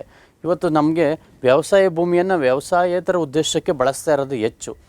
ನೀವು ಮಲೆನಾಡು ಭಾಗಕ್ಕೆ ಹೋದರೆ, ಕೊಡಗು ಪ್ರದೇಶಕ್ಕೆ ಹೋದರೆ, ಮಂಗಳೂರು ಭಾಗಕ್ಕೆ ಹೋದರೆ, ಒಂದು ನಿಮ್ಮ ಯಾರೋ ಹಿರಿಯವ್ರನ್ನ ಕೇಳಿ ಒಂದು 30 ವರ್ಷದಿಂದ ಹೋದರೆ ಅಲ್ಲಿ ತುಂಬ ಗ್ರೀನ್ರಿ, ಕಟ್ಟಡಗಳು ತುಂಬ ಕಡಿಮೆ ಇತ್ತು. ಈಗೇನಾಗಿದೆ, ರಸ್ತೆಯ ಪಕ್ಕ ಎಷ್ಟು ಉದ್ದ ಹೋದರೂ ನಿಮಗೆ ಕಟ್ಟಡಗಳೇ ಆಗಿದೆ, ಬಿಲ್ಡಿಂಗ್ಗಳೇ ಆಗಿದೆ. ಕಾಡುಗಳನ್ನ ಕಡಿಯೋದು, ವ್ಯವಸಾಯ ಮಾಡುವ ಜಮೀನ ಮಾಡೋದು. ಮತ್ತು ಇಲ್ಲೂ ಅಷ್ಟೇ, ಬೆಂಗಳೂರು ಸುತ್ತಮುತ್ತ, ನಿಮ್ಮ ನಗರಗಳ ಸುತ್ತಮುತ್ತ ಮತ್ತು ಜಿಲ್ಲಾ ಕೇಂದ್ರಗಳ ಸುತ್ತಮುತ್ತ ಏನು ಮಾಡ್ತಾಯಿದ್ವಿ, ಕನ್ವರ್ಷನ್ ಮಾಡ್ತೀವಿ, ಪರಿವರ್ತನೆ ಮಾಡ್ತೀವಿ. ವ್ಯವಸಾಯ ಜಮೀನನ್ನು ವ್ಯವಸಾಯವಲ್ಲದ ಉದ್ದೇಶಕ್ಕೆ ಕನ್ವರ್ಷನ್ ಮಾಡಿಸಿ ಅದನ್ನು ಬಳಸ್ತಾ ಇದ್ದೀವಿ. ವ್ಯವಸಾಯ ಉದ್ದೇಶಕ್ಕಿರುವ ಜಮೀನಿಗಿಂತ ವ್ಯವಸಾಯಕ್ಕೆ ಏತರ ಉದ್ದೇಶಕ್ಕೆ ಬಳಕೆಯಾಗುವ ಜಮೀನು ಪ್ರತಿನಿತ್ಯ ಜಾಸ್ತಿ ಆಗ್ತಾ ಹೋಗ್ತಾಯಿದೆ. ಅದನ್ನು ಒಂದು ಇಂಡಿಕೇಶನ್ ಮಾಡುವ ಈ ಚಿತ್ರ ಅಷ್ಟೇ. ಓಕೆ, ಬೀಳು ಭೂಮಿ ಇದೊಂಥರ ಏನಂದರೆ, ಇದು ವ್ಯವಸಾಯ ಮಾಡಲಿಕ್ಕೂ ಆಗಲ್ಲ, ಅಥವಾ ಏನಾಗಿರುತ್ತೆ, ಇದು ಬಂಜರು ಭೂಮಿ ಥರ. ಇದರಲ್ಲಿ ಯಾವುದೇ ಬೆಳೆಗಳನ್ನ ಬೆಳಿಲಿಕ್ಕಾಗಲಿ ಅದು ಯೋಗ್ಯವಲ್ಲದ ಭೂಮಿ ಇದಾಗಿರ್ತದೆ. ಮತ್ತು ಹುಲ್ಲುಗಾವಲುಗಳು, ಈ ಹುಲ್ಲುಗಾವಲುಗಳು ಪ್ರಪಂಚದ ಹಲವಾರು ಭಾಗಗಳಲ್ಲಿ ಇದ್ದಾವೆ. ಭಾರತದಲ್ಲೂ ನಿಮಗೆ ಹಿಮಾಚಲ್ ಪ್ರದೇಶ, ಜಾರ್ಖಂಡು ಮತ್ತು ನಮ್ಮ ದಕ್ಷಿಣ ಭಾರತದಲ್ಲಿ ಎಲ್ಲ ಚಿಕ್ಕ ಚಿಕ್ಕ ಒಂದು ಹುಲ್ಲುಗಾವಲುಗಳಿದ್ದಾವೆ. ಏನು ಹುಲ್ಲುಗಾವಲುಗಳು, ಈ ಪ್ರದೇಶದಲ್ಲಿ ಪ್ರಾಣಿ ಪಕ್ಷಿಗಳು ಮತ್ತು ಕಾಡು ಪ್ರಾಣಿಗಳು ಒಂದು ಆಹಾರವನ್ನು ಸಿಗುವಂಥ ಒಂದು ಹುಲ್ಲುಗಾವಲು ಪ್ರದೇಶವೂ ಆಗಿದೆ. ಮತ್ತು ಬಳಕೆಯಾಗದ ವ್ಯವಸಾಯೋಗ್ಯ ಭೂಮಿ, ಈ ಕೆಲವೊಂದಷ್ಟು ಭೂಮಿಗಳು ನಿಮಗೆ ಬಳಕೆ ಮಾಡಬಹುದು, ಒಳ್ಳೆಯ ಭೂಮಿಯಾಗಿರುತ್ತೆ, ಆದರೆ ನಾವು ಅದನ್ನು ಕಲ್ಟಿವೇಟ್ ಮಾಡ್ತಾ ಇರಲ್ಲ. ಸೊ ಆ ಭೂಮಿಯನ್ನು ಕೆಲವೊಂದು ಪ್ರದೇಶ ಇದೆ, ನಿಮ್ಗೆ ಆವಾಗಲೇ ನಾವು ಒಂದು ಮ್ಯಾಪಲ್ಲಿ ನೋಡ್ದು, ಮೊದಲು ಒಂದು ಹೆಚ್ಚು ಪ್ರಮಾಣದಲ್ಲಿದ್ದು ಈಗ 6%ಗಿಂತ ಕಮ್ಮಿ ಪ್ರಮಾಣದಲ್ಲಿ ಈ ಥರ ಒಂದು ಕೃಷಿಗೆ ಬಳಸದೇ ಇರುವಂತಹ ಭೂಮಿ ಇದೆ. ಏಕೆಂದರೆ ಹೆಚ್ಚು ಪ್ರಮಾಣದ ಭೂಮಿಯನ್ನು ನಾವು ಈಗ ಆಧುನಿಕ ತಂತ್ರಜ್ಞಾನ ಸಹಾಯದಿಂದ ಬಳಸ್ತಾ ಇದ್ದೇವೆ. ಓಕೆ ಸ್ನೇಹಿತರೆ, ಈಗ ವ್ಯವಸಾಯ ಅಥವಾ ಕೃಷಿ ಇದರಲ್ಲಿ ಕೆಲವು ಟೈಪ್ಸ್ ಇದ್ದಾವೆ. ಎಲ್ಲ ವ್ಯವಸಾಯವನ್ನು ಒಂದೇ ರೀತಿಯಾಗಿ ನಾವು ಪರಿಗಣನೆ ಮಾಡಲಿಕ್ಕೆ ಸಾಧ್ಯವಿಲ್ಲ. ಆ ವ್ಯವಸಾಯಗಳು ಯಾವ್ಯಾವುದು ಅಂತ ನೋಡೋಣ. ಸಾಂದ್ರ ಬೇಸಾಯ, ಜೀವನಾಧಾರ ಬೇಸಾಯ, ವಾಣಿಜ್ಯ ಬೇಸಾಯ, ಮಿಶ್ರ ಬೇಸಾಯ ಮತ್ತು ತೋಟಗಾರಿಕಾ ಬೇಸಾಯ ಅಂತ ಹಲವಾರು ವಿಧಗಳನ್ನು ಕಾಣ್ಬೋದು. ಈಗ ಒಂದೊಂದನ್ನೇ ಸ್ವಲ್ಪ ಒಂದು ಸಿಂಪಲಾಗಿ ತಿಳ್ಕೊಳ್ತಾ ಹೋಗುವ. ಓಕೆ ನೋಡಿ, ಜೀವನಾಧಾರ ಬೇಸಾಯ, ಈ ಬೇಸಾಯ ಭಾರತದಲ್ಲಿ ಅತಿ ಹೆಚ್ಚು ಪ್ರಮಾಣದಲ್ಲಿ ಅನುಸರಣೆಯಲ್ಲಿದೆ. ರೈತರು ತಮ್ಮ ಜೀವನಕ್ಕೆ ಅವಶ್ಯಕವಾದ ಒಂದು ವಸ್ತುಗಳನ್ನು ಬೆಳೆದುಕೊಳ್ಳೋದು. ನೀವು ಇತ್ತೀಚೆಗೆ ಒಂದು ಕಮರ್ಷಿಯಲೈಸ್ ಆಗಿದೆ ಭಾರತದ ಕೃಷಿ. ಅದಕ್ಕೆ ಮುನ್ನ ನೀವು ನೋಡಿದ್ರೆ, ಒಂದು 30-40 ವರ್ಷಕ್ಕೆ ಮೊದಲು ನೀವು ನೋಡಿದ್ರೆ, ಭಾರತದ ರೈತರು ಏನಂದರೆ ಅವರ ಜೀವನ, ಅವರ ಜಮೀನಲ್ಲಿ ಅವರಿಗೆ ಎಷ್ಟು ಬೇಕೋ ಅಷ್ಟು ಆಹಾರವನ್ನು ಬೆಳ್ಕೊತಾ ಇದ್ರು, ಅವರು ಬದುಕಲಿಕ್ಕೆ ಬೆಳ್ಕೊತಾ ಇದ್ರು, ಜೀವನ ಮಾಡ್ತಾಯಿದ್ರು. ಬಟ್ ಆಧುನಿಕತೆ ಒಂದು ಅಳವಡಿಕೆ ಹೆಚ್ಚಾದಂತೆ ಹೆಚ್ಚು ಪ್ರಮಾಣದ ವಸ್ತುಗಳನ್ನು ಉತ್ಪಾದನೆ ಮಾಡಿ ತಮಗೆ ಬಳಕೆಯಾದ ನಂತರ ಹೆಚ್ಚು ಪ್ರಮಾಣದವನ್ನು ಮಾರಾಟ ಮಾಡಲಿಕ್ಕೆ ಪ್ರಾರಂಭ ಮಾಡಿದ್ದಾರೆ. ಇದು ಜೀವನಾಧಾರ ಬೇಸಾಯ. ಅತಿ ಹೆಚ್ಚು ಇಂದೂ ಗ್ರಾಮೀಣ ಪ್ರದೇಶದಲ್ಲಿ ಕೆಲವರು ಜೀವನಕ್ಕೆ ಏನು ಬೇಕೋ ಅಷ್ಟನ್ನು ಬೆಳ್ಕೊಂಡು ಜೀವನ ಮಾಡುವಂಥ ಪದ್ಧತಿ ಅನುಸರಣೆಯಲ್ಲಿ ಇದೆ. ಇದನ್ನು ಬಿಟ್ಟರೆ ಇನ್ನೊಂದು ವಾಣಿಜ್ಯ ಬೇಸಾಯ. ಅಂದರೆ ವಾಣಿಜ್ಯ ಅಂದ ತಕ್ಷಣಲ್ಲಿದೆ ಹಣವನ್ನು ಗಳಿಸುವ ಉದ್ದೇಶದಿಂದ, ಹೆಚ್ಚು ಸಂಪಾದನೆ ಮಾಡುವ ಉದ್ದೇಶದಿಂದ ಒಂದು ಬೇಸಾಯವನ್ನು ಮಾಡುವ ಪದ್ಧತಿ. ನಿಮಗೆ ಗೊತ್ತು, ಕಬ್ಬು ಬೆಳೀತಾ ಇರ್ತಾರೆ, ಹೊಗೆ ಸೊಪ್ಪನ್ನು ಬೆಳೀತಾರೆ. ನೀವು ಮೈಸೂರು, ಹುಣಸೂರು, KR ನಗರ ಭಾಗಕ್ಕೆ ಹೋದರೆ ಅತಿ ಹೆಚ್ಚಿನ ಪ್ರಮಾಣದ ಹೊಗೆ ಸೊಪ್ಪನ್ನು ಬೆಳೀತಾರೆ. ಮತ್ತು ದಕ್ಷಿಣ ಕರ್ನಾಟಕದ ಹಲವು ಭಾಗಗಳಲ್ಲಿ ನಿಮಗೆ ಕೋಲಾರ ಜಿಲ್ಲೆ ಇರ್ಬೋದು, ಚಿಕ್ಕಬಳ್ಳಾಪುರ ಜಿಲ್ಲೆ ಇರ್ಬೋದು, ಕೊಳ್ಳೇಗಾಲ ಇರ್ಬೋದು, ರಾಮನಗರ ಇರ್ಬೋದು, ಮಂಡ್ಯ, ಮೈಸೂರು, ಹಾಸನ, ತುಮಕೂರಲ್ಲೆಲ್ಲ ರೇಷ್ಮೆ ಕೃಷಿಯನ್ನು ಹೆಚ್ಚು ಮಾಡ್ತಾರೆ. ಸೊ ನಿಮಗೆ ರೇಷ್ಮೆ ಕೃಷಿ ಅನ್ನೋದು ಒಂದು ವಾಣಿಜ್ಯ ಬೆಳೆ, ಒಂದು ಆದಾಯವನ್ನು ತೆಗೆಯುವ ದೃಷ್ಟಿಯಿಂದ ಮಾಡೋದು. ಈಗ ಹಲವಾರು ಬೆಳೆಗಳನ್ನು ನಿಮಗೆ ವಾಣಿಜ್ಯ ಬೆಳೆಯಾಗಿ ಉದಾಹರಣೆಯಾಗಿ ನೀಡ್ಬೋದು. ಇನ್ನೊಂದು ಸಾಂದ್ರ ಬೇಸಾಯ ಅಂತ ಇದೆ. ಈಗ ಹೇಗೆ ಅಂದರೆ, ಒಂದು ವ್ಯವಸಾಯ ಭೂಮಿಯಲ್ಲಿ ಏಕಕಾಲಕ್ಕೆ 2-3 ಬೆಳೆಗಳು ಅದಕ್ಕಿಂತ ಹೆಚ್ಚು ಬೆಳೆಯೋದು. ಏನು ಉದ್ದೇಶ ಇದು? ಕಡಿಮೆ ಜಾಗದಲ್ಲಿ ಹೆಚ್ಚು ಉತ್ಪಾದಕತೆಯನ್ನು ತೆಗೆಯೋದು, ಲಾಭವನ್ನು ಮಾಡುವ ಉದ್ದೇಶದಿಂದ ಇದು ಬಹಳ ಒಳ್ಳೆಯದು ಭಾರತದ ವ್ಯವಸ್ಥೆಗೆ. ಯಾಕೆಂದರೆ ಭಾರತದ ರೈತರು, ನಿಮ್ಗೆ ಆವಾಗಲೇ ಹೇಳಿದೆ, ಚಿಕ್ಕ ಹಿಡುವಳಿದಾರರು, ಕಡಿಮೆ ಜಮೀನನ್ನು ಹೊಂದಿದ್ದಾರೆ. ನಿಮಗೆ ಆಸ್ಟ್ರೇಲಿಯಾದಲ್ಲಿ ಒಬ್ಬೊಬ್ಬ ರೈತ ಅಂದರೆ ಕನಿಷ್ಠ 100 ಎಕರೆ, 200 ಎಕರೆ, 300 ಎಕರೆ, 500 ಎಕರೆ, 1000 ಎಕರೆಯನ್ನು ಕಲ್ಟಿವೇಷನ್ ಮಾಡ್ತಾ ಇರ್ತಾರೆ. ಬಟ್ ಭಾರತದ ರೈತ ನೀವು ನೋಡಿದ್ರೆ, ನೀವು ಹಳ್ಳಿ ಗ್ರಾಮಾಂತರ ಪ್ರದೇಶವನ್ನು ಗಮನಿಸಿದ್ರೆ ಅರ್ಧ ಎಕರೆ, 1 ಎಕರೆ ಅಥವಾ 10 ಕುಂಟೆ ಇರೋ ರೈತರು ಇದ್ದಾರೆ, ಅಥವಾ 5 ಎಕರೆಗಿಂತ ಕಮ್ಮಿ ಜಾಗವನ್ನು ಹೊಂದಿರಿದ್ದಾರೆ. ಇವರಿಗೆ ಸಾಂದ್ರ ಬೇಸಾಯ ಒಂದು ಅತ್ಯುತ್ತಮವಾದ ಬೇಸಾಯ ಪದ್ಧತಿ. ಅವರ ಆದಾಯವನ್ನು ಹೆಚ್ಚು ಮಾಡಿಕೊಳ್ಳಿಕ್ಕೆ ಮತ್ತು ಅವರ ಉತ್ತಮ ಜೀವನವನ್ನು ಬದುಕಲಿಕ್ಕೆ ಇದು ಒಂದು ಉತ್ತಮವಾದ ಬೇಸಾಯ ಪದ್ಧತಿ. ಓಕೆ, ಮಿಶ್ರ ಬೇಸಾಯ ಅಂತ ಇನ್ನೊಂದಿದೆ. ಮಿಶ್ರ ಬೇಸಾಯ ಅಂದರೆ ತಾವು ವ್ಯವಸಾಯ ಮಾಡುವುದರ ಜೊತೆಗೆ ಅದರ ಜೊತೆಗೆ ಜಾನುವಾರು ಸಾಕಾಣಿಕೆ ಮತ್ತು ಅದಕ್ಕೆ ಕೋಳಿ ಸಾಕಾಣಿಕೆ ಈ ಥರ ಹೆಚ್ಚು ಆದಾಯವನ್ನು ತಂದುಕೊಡುವ ಇತರ ಬೇಸಾಯವನ್ನು ಮಾಡೋದು. ಈಗ ನಮ್ಮ ಗ್ರಾಮೀಣ ಪ್ರದೇಶಗಳಲ್ಲಿ ನೀವು ನೋಡಿದ್ರೆ ಇದು ಸಹಜವಾಗಿ ಇದೆ. ಹಂದಿ ಸಾಕಾಣಿಕೆ ಮಾಡ್ತಾರೆ, ನಿಮಗೆ ಕೋಳಿ ಸಾಕಾಣಿಕೆ ಮಾಡ್ತಾರೆ, ಹಸು ಸಾಕಾಣಿಕೆ ಮಾಡ್ತಾರೆ, ಈಗ ಈ ಕುಕ್ಕುಟೋದ್ಯಮವನ್ನು ಮಾಡ್ತಾರೆ, ಮತ್ತು ಜೇನು ಸಾಕಾಣಿಕೆಯನ್ನು ಮಾಡ್ತಾರೆ, ಮತ್ತು ಇತರೆ ಒಂದು ಹೂವು ಬೆಳೆಯನ್ನು ಮಾಡ್ತಾರೆ. ಏನಕ್ಕೆ? ಒಂದು ಅಡಿಷ್ನಲ್ ಇನ್ಕಮ್ನ ಆ್ಯಡ್ ಆನ್ ಮಾಡುತ್ತೆ. ಒಂದು ರೈತರ ಜೀವನ ಮಟ್ಟವನ್ನು ಉತ್ತಮವಾಗಿ ನಿರ್ವಹಣೆ ಮಾಡಲಿಕ್ಕೆ ಇದು ಸಹಾಯ ಮಾಡುತ್ತೆ. ಸೊ ಇದು ಒಂದು ಭಾರತದ ಒಂದು ರೈತರಿಗೆ ಒಂದು ಅನುಕೂಲವಾದ ಒಂದು ಬೇಸಾಯ ಪದ್ಧತಿ ಈಗಾಗಲೇ ಜಾರಿಯಲ್ಲಿದೆ. ಬಟ್ ಎಲ್ಲ ರೈತರು ಇದನ್ನು ಅಡಾಪ್ಟ್ ಮಾಡಿಕೊಂಡ್ರೆ ಕೃಷಿಯಲ್ಲಿ ಒಂದು ವಿಮುಖವಾಗುತ್ತಿರುವ, ಕೃಷಿಯಲ್ಲಿ ನೋವುಗಳನ್ನು ಕಾಣುತ್ತಿರುವ ರೈತರಿಗೆ ಒಂದು ಅನುಕೂಲ ಆಗುವ ಒಂದು ಬೇಸಾಯ ಪದ್ಧತಿ ಇದು. ಓಕೆ, ನೋಡಿ, ತೋಟಗಾರಿಕೆ ಬೇಸಾಯ ನಿಮಗೆ ಹಣ್ಣು ಗಿಡಗಳು ಮತ್ತು ತರಕಾರಿ ಬೆಳೆಯೋದು ಮತ್ತು ಒಂದು ಆಹಾರ ವಸ್ತುಗಳನ್ನು ಡ್ರೈ ಫ್ರೂಟ್ಸ್ ಬೆಳೆಯೋದು ಮತ್ತು ನಿಮಗೆ ಯಾವ ತಿನ್ನಲಿಕ್ಕೆ ಯೋಗ್ಯವಾದಂಥ ಹಣ್ಣುಗಳನ್ನು ಬೆಳೆಯುವಂಥ ಆಹಾರ ಪದ್ಧತಿ, ಮಾವು ಬೆಳೆ ಇರ್ಬೋದು. ಈ ಥರ ಇದರಿಂದ ಏನಾಗುತ್ತೆ? ಹೆಚ್ಚು ಕಡಿಮೆ ಶ್ರಮ, ಹೆಚ್ಚು ಆದಾಯ ಬರುವಂಥ ಒಂದು ಬೇಸಾಯ ಪದ್ಧತಿ. ಹೆಚ್ಚು ಜಮೀನಿರುವ ರೈತರುಗಳು ಈ ಒಂದು ತೋಟಗಾರಿಕೆ ಬೆಳೆಗಳನ್ನು ನಿಮಗೆ ಮಾಡಲಿಕ್ಕೆ ಅನುಕೂಲ ಆಗುತ್ತೆ, ಸಹಾಯ ಆಗುತ್ತೆ. ಈ ತೋಟಗಾರಿಕೆ ಬೆಳೆಗಳ ಜೊತೆಗೆ ನಿಮಗೆ ಒಂದು ಕಾಫಿ ಪ್ಲ್ಯಾಂಟೇಷನ್ ಇರ್ಬೋದು, ಟೀ ಪ್ಲ್ಯಾಂಟೇಷನ್ ಇರ್ಬೋದು. ಇದರಿಂದನೂ ಇದು ದೀರ್ಘಾವಧಿ ಬೆಳೆ ಆಗಿರುತ್ತೆ. ತೋಟಗಾರಿಕೆ ಬೆಳೆಗಳು ಸಹಜವಾಗಿ ಮತ್ತು ಹೆಚ್ಚು ಆದಾಯವನ್ನು ತಂದುಕೊಡುವ ಒಂದು ಬೆಳೆಗಳಾಗಿರ್ತವೆ. ಓಕೆ, ಈಗ ನಮಗೆ ಕೃಷಿಗೆ ಸಂಬಂಧಿಸಿದ ಕೆಲವು ಕ್ಷೇತ್ರಗಳು ಅಥವಾ ಅಸೋಸಿಯೇಟ್ ಆಗಿರುವಂಥ ಕೆಲವೊಂದು ಕ್ಷೇತ್ರಗಳು, ವಲಯಗಳು, ಉಪವಲಯಗಳು ಅಂತ ಕರಿತೀವಿ. ಈ ಉಪವಲಯಗಳ ಬಗ್ಗೆ ಒಂದು ಸಿಂಪಲ್ಲಾಗಿ ತಿಳ್ಕೊಳ್ತಾ ನೋಡುವ. ನೋಡಿ, ಅರಣ್ಯೀಕರಣ, ಕೃಷಿ ಅರಣ್ಯೀಕರಣ. ಈಗ ಅರಣ್ಯ ಇಲಾಖೆ ಅಂತಿದೆ ಭಾರತ ಸರ್ಕಾರ ಮತ್ತು ಕರ್ನಾಟಕ ಸರ್ಕಾರದ ಅಧೀನದಲ್ಲಿ. ಅರಣ್ಯ ಇಲಾಖೆ ಒಳಗಡೆ ಇನ್ನೊಂದಿದೆ, ಸಾಮಾಜಿಕ ಅರಣ್ಯ. ಏನಿದು ಡಿಫ್ರೆನ್ಸ್ ಅಂತ ನೋಡಿದ್ರೆ, ನಿಮ್ಗೆ ಅರಣ್ಯಕ್ಕೂ ಸಾಮಾಜಿಕ ಅರಣ್ಯ ಅಂದ ತಕ್ಷಣ ನಿಮಗೆ ಒಂದು ಕಾಡು ಪ್ರದೇಶ ಇರುತ್ತೆ, ಕಾಡು ಪ್ರಾಣಿಗಳು ಇರ್ತವೆ, ಅಲ್ಲಿ ಅನಧಿಕೃತ ಪ್ರವೇಶ ಒಂದು ಕಾನೂನು ಬಾಹಿರ, ಮತ್ತು ನೀವು ಅಲ್ಲಿ ಏನೇ ಒಂದು ಚಟುವಟಿಕೆ ಮಾಡಿದ್ರೂ ಕಾನೂನಿನಡಿಯಲ್ಲಿ ಶಿಕ್ಷೆಗೆ ಒಳಗಾಗಬೇಕಾಗತ್ತೆ. ಬಟ್ ಈ ಸಾಮಾಜಿಕ ಅರಣ್ಯ ಅಂದ್ರೇನು? ಸರ್ಕಾರದ ರಸ್ತೆ ಪಕ್ಕಗಳಲ್ಲಿ, ನೆಡುತೋಪುಗಳಲ್ಲಿ ಮತ್ತು ರೈತರ ಜಮೀನುಗಳಲ್ಲಿ ಇಲ್ಲೆಲ್ಲ ಅರಣ್ಯಗಳನ್ನು ಬೆಳೆಸೋದು, ಬದುಗಳಲ್ಲಿ, ರೈತರ ವೇಸ್ಟ್ ಜಾಗಗಳಲ್ಲಿ. ಇದರಿಂದ ಏನು ಉಪಯೋಗ ಅಂದರೆ ಗೊತ್ತು, ಅರಣ್ಯದಿಂದ ಎಷ್ಟು ಉಪಯೋಗ ನಮಗೆ, ಜೊತೆಗೆ ಆ ರೈತನಿಗೂ ಆದಾಯ ಬರುತ್ತೆ. ಈಗ ಅವನು ಕೆಲವೊಂದು ಸ್ಯಾಂಡಲ್ವುಡ್ ಟ್ರೀ ಹಾಕ್ತಾ, ಟೀಕ್ ಮರಗಳನ್ನ ಹಾಕ್ತಾ, ಬೇರೆ ಮರಗಳನ್ನ ಹಾಕ್ತಾನೆ. ಒಂದು 15-20 ವರ್ಷಗಳಲ್ಲಿ ಅವನು ಬಂದ ಮರಗಳನ್ನು ಮಾರಾಟ ಮಾಡಿದರೆ ಅವನಿಗೆ ವೈಯಕ್ತಿಕವಾಗೂ ಲಾಭ ಆಗುತ್ತೆ, ಮತ್ತು ಒಂದು ಅರಣ್ಯವೂ ಬೆಳೆಸೋಕ್ಕಾಗುತ್ತೆ. ಇದಕ್ಕೆ ಒಂದು ಎಕ್ಸಾಂಪಲ್ ಆಗಿ ಇಲ್ಲೊಂದು ಚಿತ್ರವನ್ನು ನೀವು ಗಮನಿಸ್ಬೋದು. ಇವರನ್ನು ನೀವು ತುಂಬ ಸಲ ಟಿ ವಿಗಳಲ್ಲಿ, ಪತ್ರಿಕೆಗಳಲ್ಲಿ ಗಮನಿಸಿರ್ತೀರ. ಕವಿತಾ ಮಿಶ್ರಾ ಅಂತ, ರಾಯಚೂರಿನ ಒಬ್ಬ ಇಂಜಿನಿಯರ್ ಮಹಿಳೆ. ಆಕೆ ಏನು ಮಾಡಿದ್ದಾಳೆ? ಹಳ್ಳಿಯಲ್ಲಿ ವಾಸ ಇರಬೇಕಾದ್ರೆ ಅಷ್ಟು ಓದಿದ್ರೂ ತನ್ನ ತೋಟದಲ್ಲಿ ಒಂದು ಸ್ಯಾಂಡಲ್ವುಡ್ ಟ್ರೀ, ಶ್ರೀಗಂಧದ ಮರಗಳನ್ನು ಹೆಚ್ಚು ಬೆಳೆಸಿದ್ದಾಳೆ. ಈಗ ಹಲವಾರು ಪತ್ರಿಕೆಗಳಲ್ಲಿ, ಟಿ ವಿಗಳಲ್ಲಿ ಮತ್ತು ವಿಡಿಯೋಗಳಲ್ಲಿ ನೀವು ನೋಡಿರ್ತೀರ. ಕೋಟಿ ಮಹಿಳೆ ಅಂತ ಕರೀತಾರೆ. ಕೋಟ್ಯಾಧೀಶ್ವರ, ಒಬ್ಬ ರೈತೆ ಮಹಿಳೆಯಾಗಿಯೂ ಕೋಟ್ಯಾಧೀಶ್ವರಾಗಿ ಬದುಕಬಹುದು ಮತ್ತು ಹೆಚ್ಚು ಸಂಪಾದನೆ ಮಾಡುವುದನ್ನು ತೋರಿಸ್ಕೊಟ್ಟಿದ್ದಾರೆ. ಹಾಗೆ ನಿಮ್ಮ ಜೊತೆಗೆ ತೋಟಗಾರಿಕಾ ಬೆಳೆಗಳು, ತೋಟಗಾರಿಕೆ, ತೆಂಗು, ಅಡಿಕೆ, ಮಾವು, ಈ ರೀತಿ ತೋಟಗಾರಿಕೆ ಬೆಳೆಗಳನ್ನು ಮಾಡೋದ್ರ ಮೂಲಕ ರೈತರು ಹೆಚ್ಚು ಆದಾಯ ಗಳಿಸಲಿಕ್ಕೆ ಅವಕಾಶ ಇದೆ. ಮತ್ತು ಮೀನುಗಾರಿಕೆಯಲ್ಲಿ ಸ್ನೇಹಿತರೆ, ಒಳನಾಡು ಮೀನುಗಾರಿಕೆ, ಹೊರನಾಡು ಸಮುದ್ರದ ಮೀನುಗಾರಿಕೆ, inland fisheries and sea fisheries ಅಂತ ನೀವು ನೋಡಿದ್ರೆ, ರೈತರು ತಮ್ಮ ಜಮೀನುಗಳಲ್ಲಿ ಚಿಕ್ಕ ಚಿಕ್ಕ ಬಾವಿಗಳನ್ನು, ಕೊಳಗಳನ್ನು, ಕೆರೆಗಳಲ್ಲಿ ಮೀನುಗಳನ್ನು ಸಾಕಿ ಆದಾಯವನ್ನು ಗಳಿಸ್ಬೋದು. ಇನ್ನು ಜೇನು ಕೃಷಿ, ಇದು ತಮ್ಮ ಜೇನು ಪೆಟ್ಟಿಗೆಗಳನ್ನು ಮಾಡುವ ಮೂಲಕ ರೈತರಿಗೆ ಹೆಚ್ಚು ಇನ್ಕಮ್ ತರುವಂಥ ಇನ್ನೊಂದು ಕೃಷಿಯ ಒಂದು ಸಂಯೋಜಿತ ವಲಯ. ಜೊತೆಗೆ ತೋಟಗಳು, ಪ್ಲ್ಯಾಂಟೇಷನ್ಸ್, ನಿಮ್ಗೆ ಆವಾಗಲೇ ಹೇಳ್ತಾ ಇದ್ದೆ ನಾನು, ಕಾಫಿ ತೋಟಗಳು ಮತ್ತು ಹೀಗೆ ಅಡಿಕೆ ತೋಟಗಳು, ಹೀಗೆ ತೋಟಗಳನ್ನು ನಿರ್ವಹಣೆ ಮೂಲಕ ಹೆಚ್ಚು ರೈತರಿಗೆ ಆದಾಯವನ್ನು ತರಲಿಕ್ಕೆ ಸಾಧ್ಯ ಇದೆ. ಓಕೆ, ಈಗ ಭಾರತದ ಒಂದು ಕೃಷಿಯ ಚೌಕಟ್ಟಿ ಒಳಗೆ ನೀವು ನೋಡೋದಾದರೆ, ಬೆಳೆಯನ್ನು ಬೆಳೆಯುವ ರೈತರಿಗೆ ನಾವು ರೈತ ತನ್ನ ಒಂದು ಮಳೆ ಮತ್ತು ಹವಾಗುಣ ಮತ್ತು ನೀರಿನ ಲಭ್ಯತೆ ಇದ್ರ ಮೇಲೆ ಬೆಳೆ ಬೆಳೀತಾ ಹೋಗ್ತಾನೆ. ಇವುಗಳನ್ನ ನಾವು ಡಿವೈಡ್ ಮಾಡಾಗಿ ಅಧ್ಯಯನ ದೃಷ್ಟಿಯಿಂದ ನೋಡೋದಾದರೆ 3 ರೀತಿಯ ಬೆಳೆ ಪದ್ಧತಿಗಳನ್ನು ಭಾರತದಲ್ಲಿ ಗಮನಿಸ್ತೀವಿ.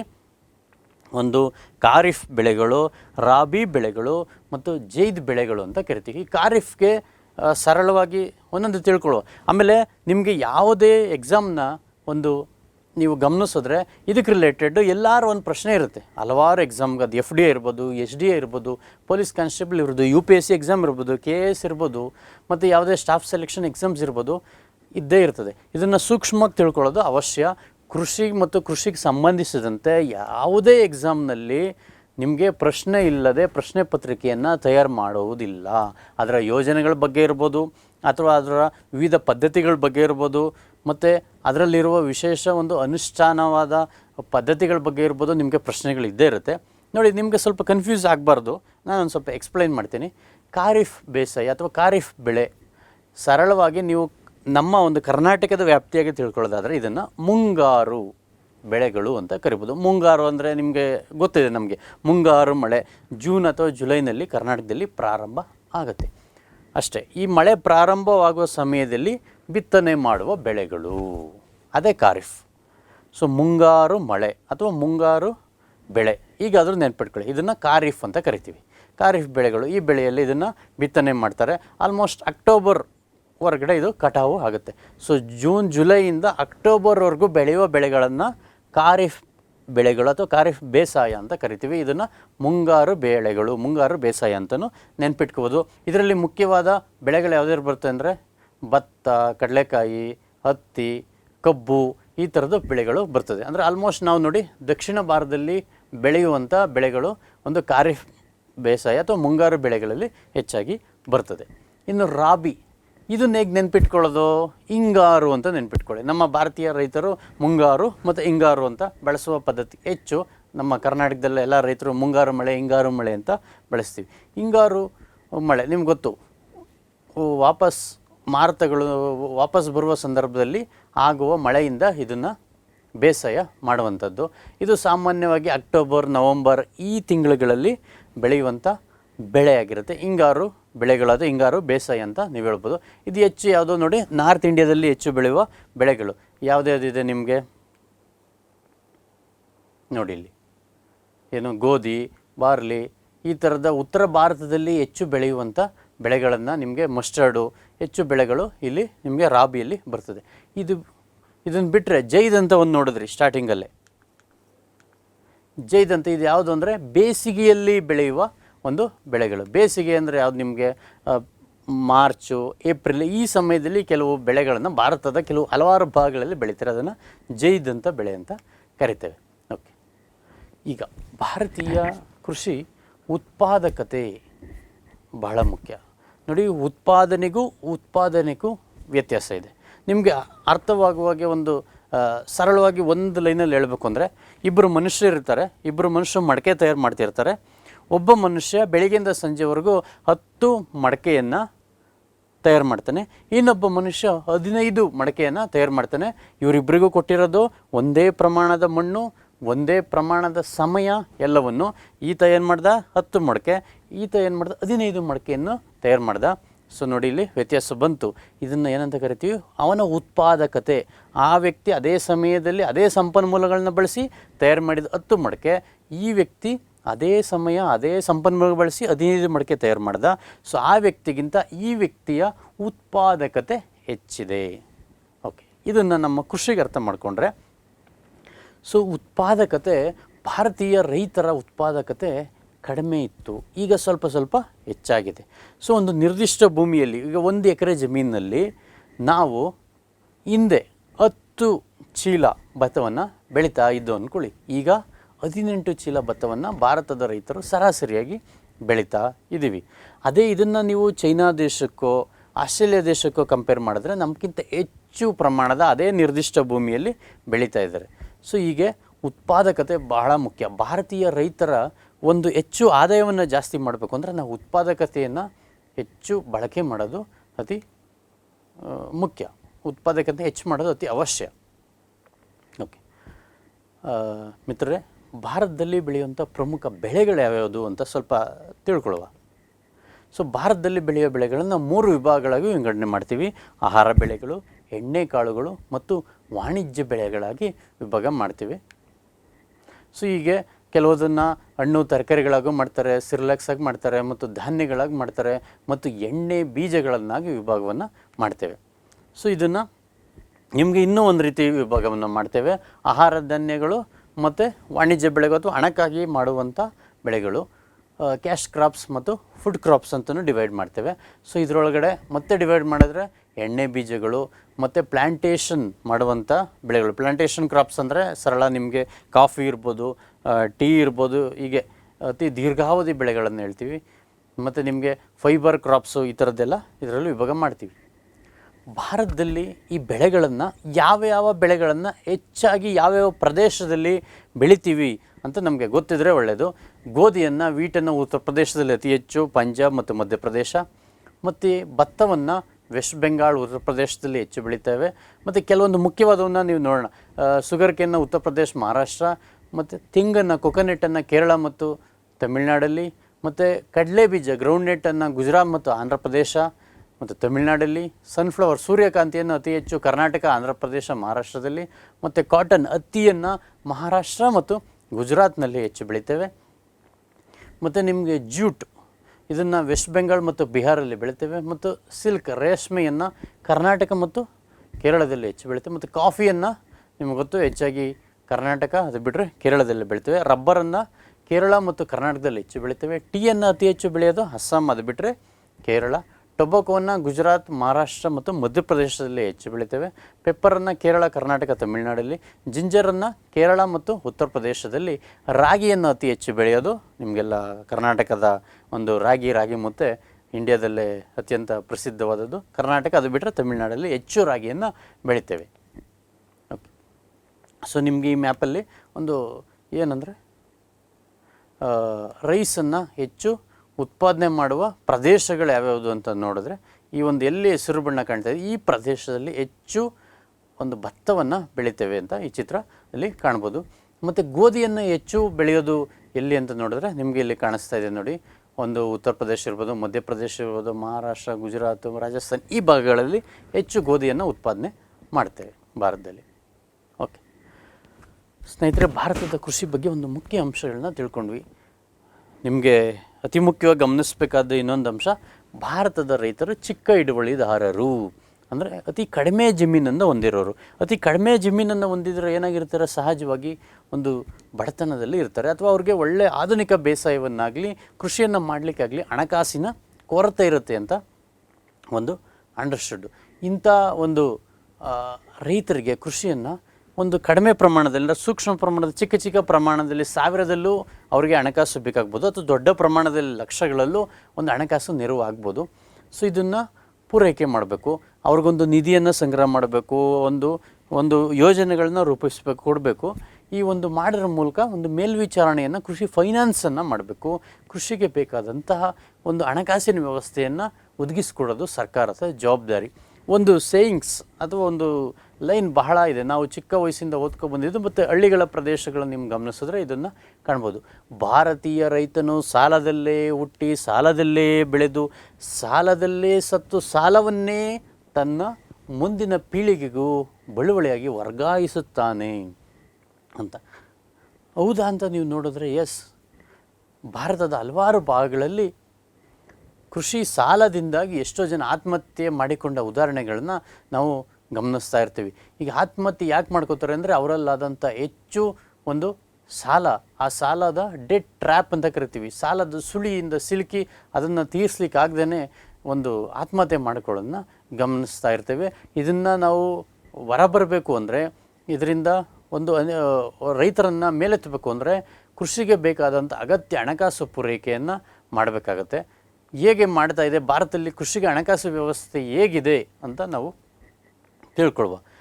ಯಾಕೆ ಅವಶ್ಯಕತೆ ಅಂತ ನೋಡಿದ್ರೆ, ಭಾರತದ ಕೃಷಿ ಅತಿ ಹಿಂದುಳಿದಿರೋದ್ರಿಂದ ನಾವೇನು ಮಾಡಬೇಕು, ಕೃಷಿನ ಮುಂತರಲಿಕ್ಕೆ ಅದಕ್ಕೆ ಒಂದು ಹಣಕಾಸಿನ ವ್ಯವಸ್ಥೆನ ಮಾಡಬೇಕಾಗುತ್ತೆ. ಭಾರತದ ನಿಮ್ಗೆ ಈಗಲೇ ಹೇಳಿದೆ, ಭಾರತದ ರೈತರು ಬಡವರು ಇರೋದ್ರಿಂದ ಅವರೇ ಸೆಲ್ಫ್ ಫೈನಾನ್ಸಿಂಗ್ ಮಾಡ್ಕೊಳ್ಳೋಷ್ಟು ಸ್ಥಿತಿವಂತಿಕೆ ಇಲ್ಲ. ಹಾಗಾಗಿ ಒಂದು ಅವ್ರಿಗೆ ಹಣಕಾಸಿನ ವ್ಯವಸ್ಥೆಯನ್ನು ಮಾಡಬೇಕು. ಮತ್ತು ತಾಂತ್ರಿಕ ಪ್ರಗತಿಯನ್ನು, ಭಾರತದ ಕೃಷಿ ಒಂದು ಸಾಂಪ್ರದಾಯಿಕವಾಗಿ ಕೃಷಿಯನ್ನು ಮಾಡ್ತಾರೆ. ತಾಂತ್ರಿಕ ಪ್ರಗತಿಯನ್ನು ಹೆಚ್ಚು ಮಾಡಲಿಕ್ಕೆ ಒಂದು ಫೈನಾನ್ಸ್ ಅವಶ್ಯಕತೆ ಹೆಚ್ಚಿದೆ. ಮತ್ತು ಆಧುನೀಕರಣ, ಕೃಷಿಗೆ ಒಂದು ಆಧುನಿಕ ಸ್ಪರ್ಶ ಕೊಡಬೇಕು. ಜಗತ್ತಿನ ವೇಗದ ಜೊತೆಗೆ ಒಂದು ಅಂತಾರಾಷ್ಟ್ರೀಯ ಮಟ್ಟದ ಜೊತೆಗೆ ಬೇಸಾಯವನ್ನು ಮಾಡಬೇಕು ಅಂದರೆ ಕೃಷಿ ಹಣಕಾಸು ಪೂರೈಕೆಯನ್ನು ಮಾಡಬೇಕು. ನಮ್ಮ ದೇಶದ ಜನಸಂಖ್ಯೆ ಬಹಳ ವೇಗವಾಗಿ ಬೆಳೀತಾ ಇದೆ. ಸ್ವಾತಂತ್ರ್ಯ ಬಂದಾಗ ನಮ್ಮದು 36 ಕೋಟಿ ಜನ ಇತ್ತು, ಈಗ ಅಂದಾಜು 140 ಕೋಟಿಯನ್ನು ದಾಟಿದ್ದೇವೆ ಅಂತ ಒಂದು ಅಂದಾಜನ್ನು ಮಾಡ್ತಾರೆ. ಸೊ ಅಷ್ಟು ಜನರಿಗೆ ಆಹಾರವನ್ನು ಉತ್ಪಾದನೆ ಮಾಡಬೇಕು ಅಂದರೆ ನಾವು ಫೈನಾನ್ಸಿಂಗ್ ಮಾಡಲೇಬೇಕು, ಹೆಚ್ಚು ಆಹಾರವನ್ನು ಬೆಳೆಯೋದಕ್ಕೆ ಸಾಧ್ಯ.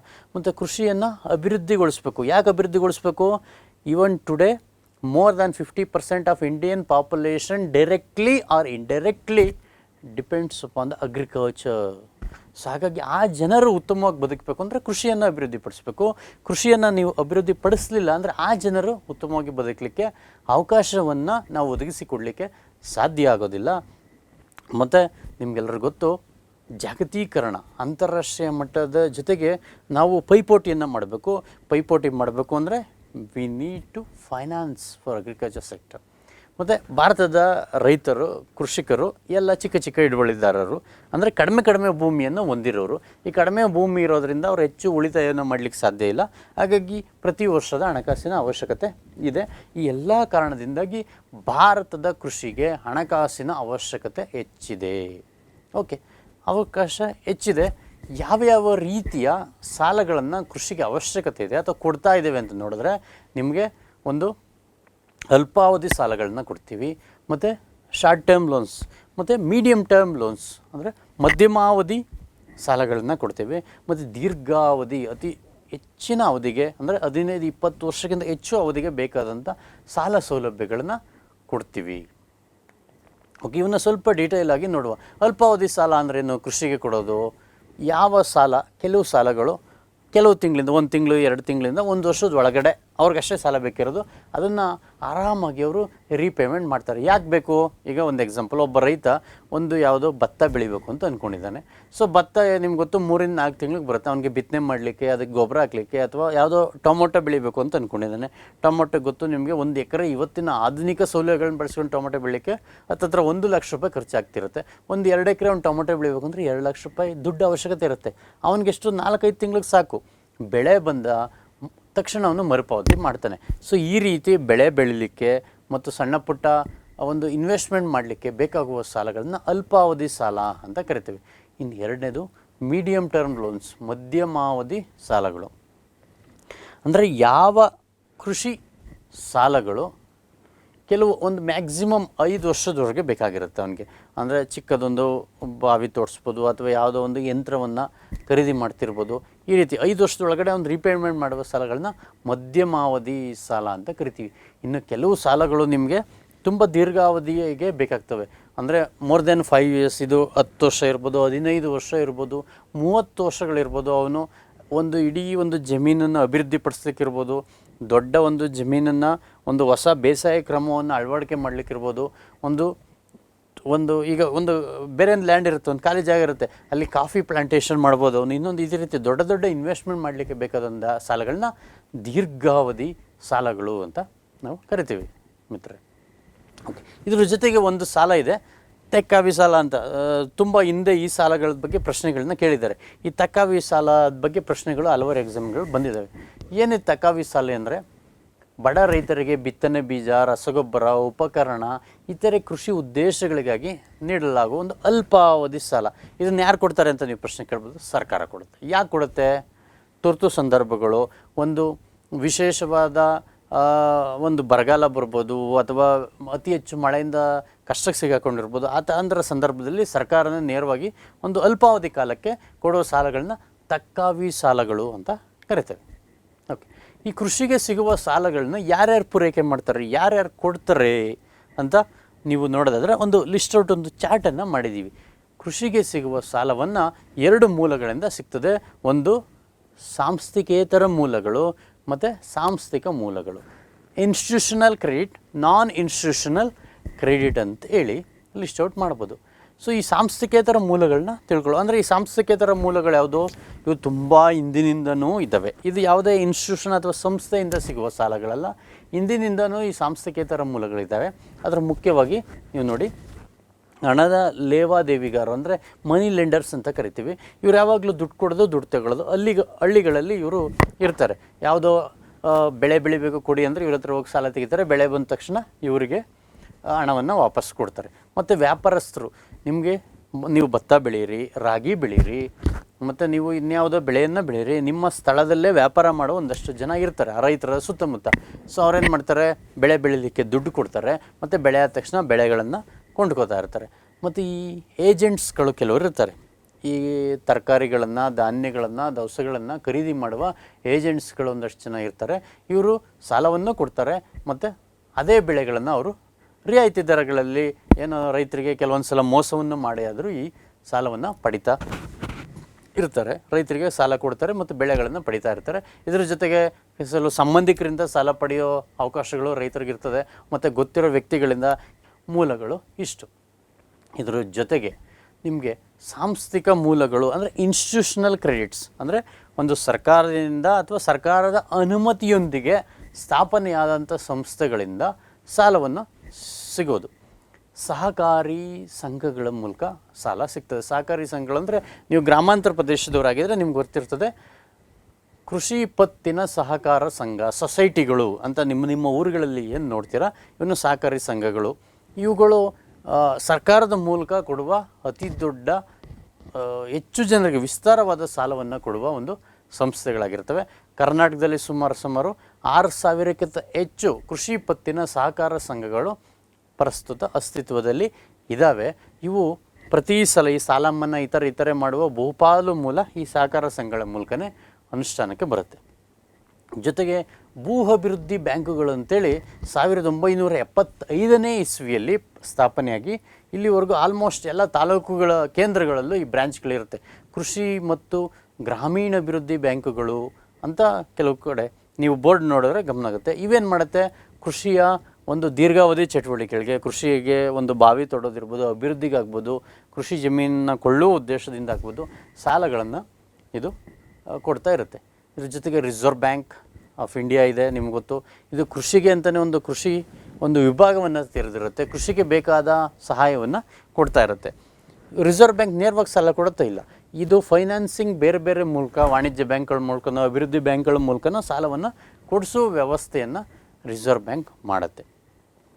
ನಿಮಗೆ ಇದ್ರ ಜೊತೆಗೆ ವಾಣಿಜ್ಯ ಬ್ಯಾಂಕ್ಗಳು ಅಂದರೆ ಕಮರ್ಷಿಯಲ್ ಬ್ಯಾಂಕ್ಸ್. ವಾಣಿಜ್ಯ ಬ್ಯಾಂಕ್ ಅಂದರೆ ನಮ್ಮ ಪ್ರದೇಶದಲ್ಲಿರೋ ಎಲ್ಲ ಬ್ಯಾಂಕ್ಸ್, ಅದು ಕೆನರಾ ಬ್ಯಾಂಕ್ ಇರ್ಬೋದು, ಸ್ಟೇಟ್ ಬ್ಯಾಂಕ್ ಆಫ್ ಇಂಡಿಯಾ ಇರ್ಬೋದು, ಬ್ಯಾಂಕ್ ಆಫ್ ಬರೋಡಾ ಇರ್ಬೋದು, ಈ ಎಲ್ಲ ಬ್ಯಾಂಕ್ಗಳನ್ನ ವಾಣಿಜ್ಯ ಬ್ಯಾಂಕ್ ಅಂತ ಕರಿತೀವಿ. ಈ ಬ್ಯಾಂಕ್ಗಳು ನಿರ್ದಿಷ್ಟ ಪ್ರಮಾಣದ ಮೊತ್ತವನ್ನು ಕೃಷಿಗೆ ಸಾಲವಾಗಿ ಕೊಡಲೇಬೇಕು ಎಂಬ ನಿಯಮ ಇರ್ತದೆ. ಇವರು ಪ್ರತಿ ವರ್ಷ ಕೃಷಿಗೆ ಸಾಲವನ್ನು ಕೊಡ್ತಾರೆ. ಇದರ ಜೊತೆಗೆ ನಿಮಗೆ ಪ್ರಾದೇಶಿಕ ಗ್ರಾಮೀಣ ಬ್ಯಾಂಕ್ಗಳು ಅಂತ ಇದ್ದಾವೆ, RRBs. ಸೊ ಇವು ಈ ಕರ್ನಾಟಕ ಗ್ರಾಮೀಣ ಬ್ಯಾಂಕ್, ವಿಶ್ವೇಶ್ವರ ಗ್ರಾಮೀಣ ಬ್ಯಾಂಕ್, ಈ ಥರದ್ದು ಬ್ಯಾಂಕ್ಗಳೇನಿದ್ದೋ ಇದಾವಲ್ಲ, ಇವು ಕೃಷಿಗೆ ಅಭಿವೃದ್ಧಿ ಮಾಡಲಿಕ್ಕೆ ಅಂತಲೇ ಹೆಚ್ಚು ಸಾಲವನ್ನು ಕೊಡ್ತಾರೆ. ಇದರ ಜೊತೆಗೆ ನಬಾರ್ಡ್ ಬ್ಯಾಂಕ್ ಇದೆ, national bank for agriculture and rural development ಅಂತೇಳಿ.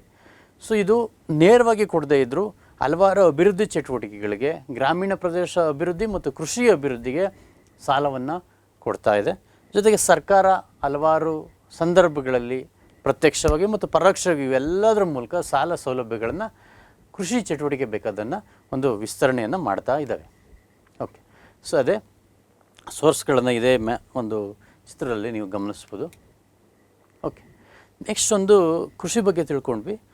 ಬಹಳ ಇವತ್ತು ಚರ್ಚಿತ ವಿಷಯ ಮತ್ತು ಅಗತ್ಯವಾದ ವಿಷಯ ಸಾವಯವ ಕೃಷಿ, ಆರ್ಗ್ಯಾನಿಕ್ ಫಾರ್ಮಿಂಗ್ ಅಂತ.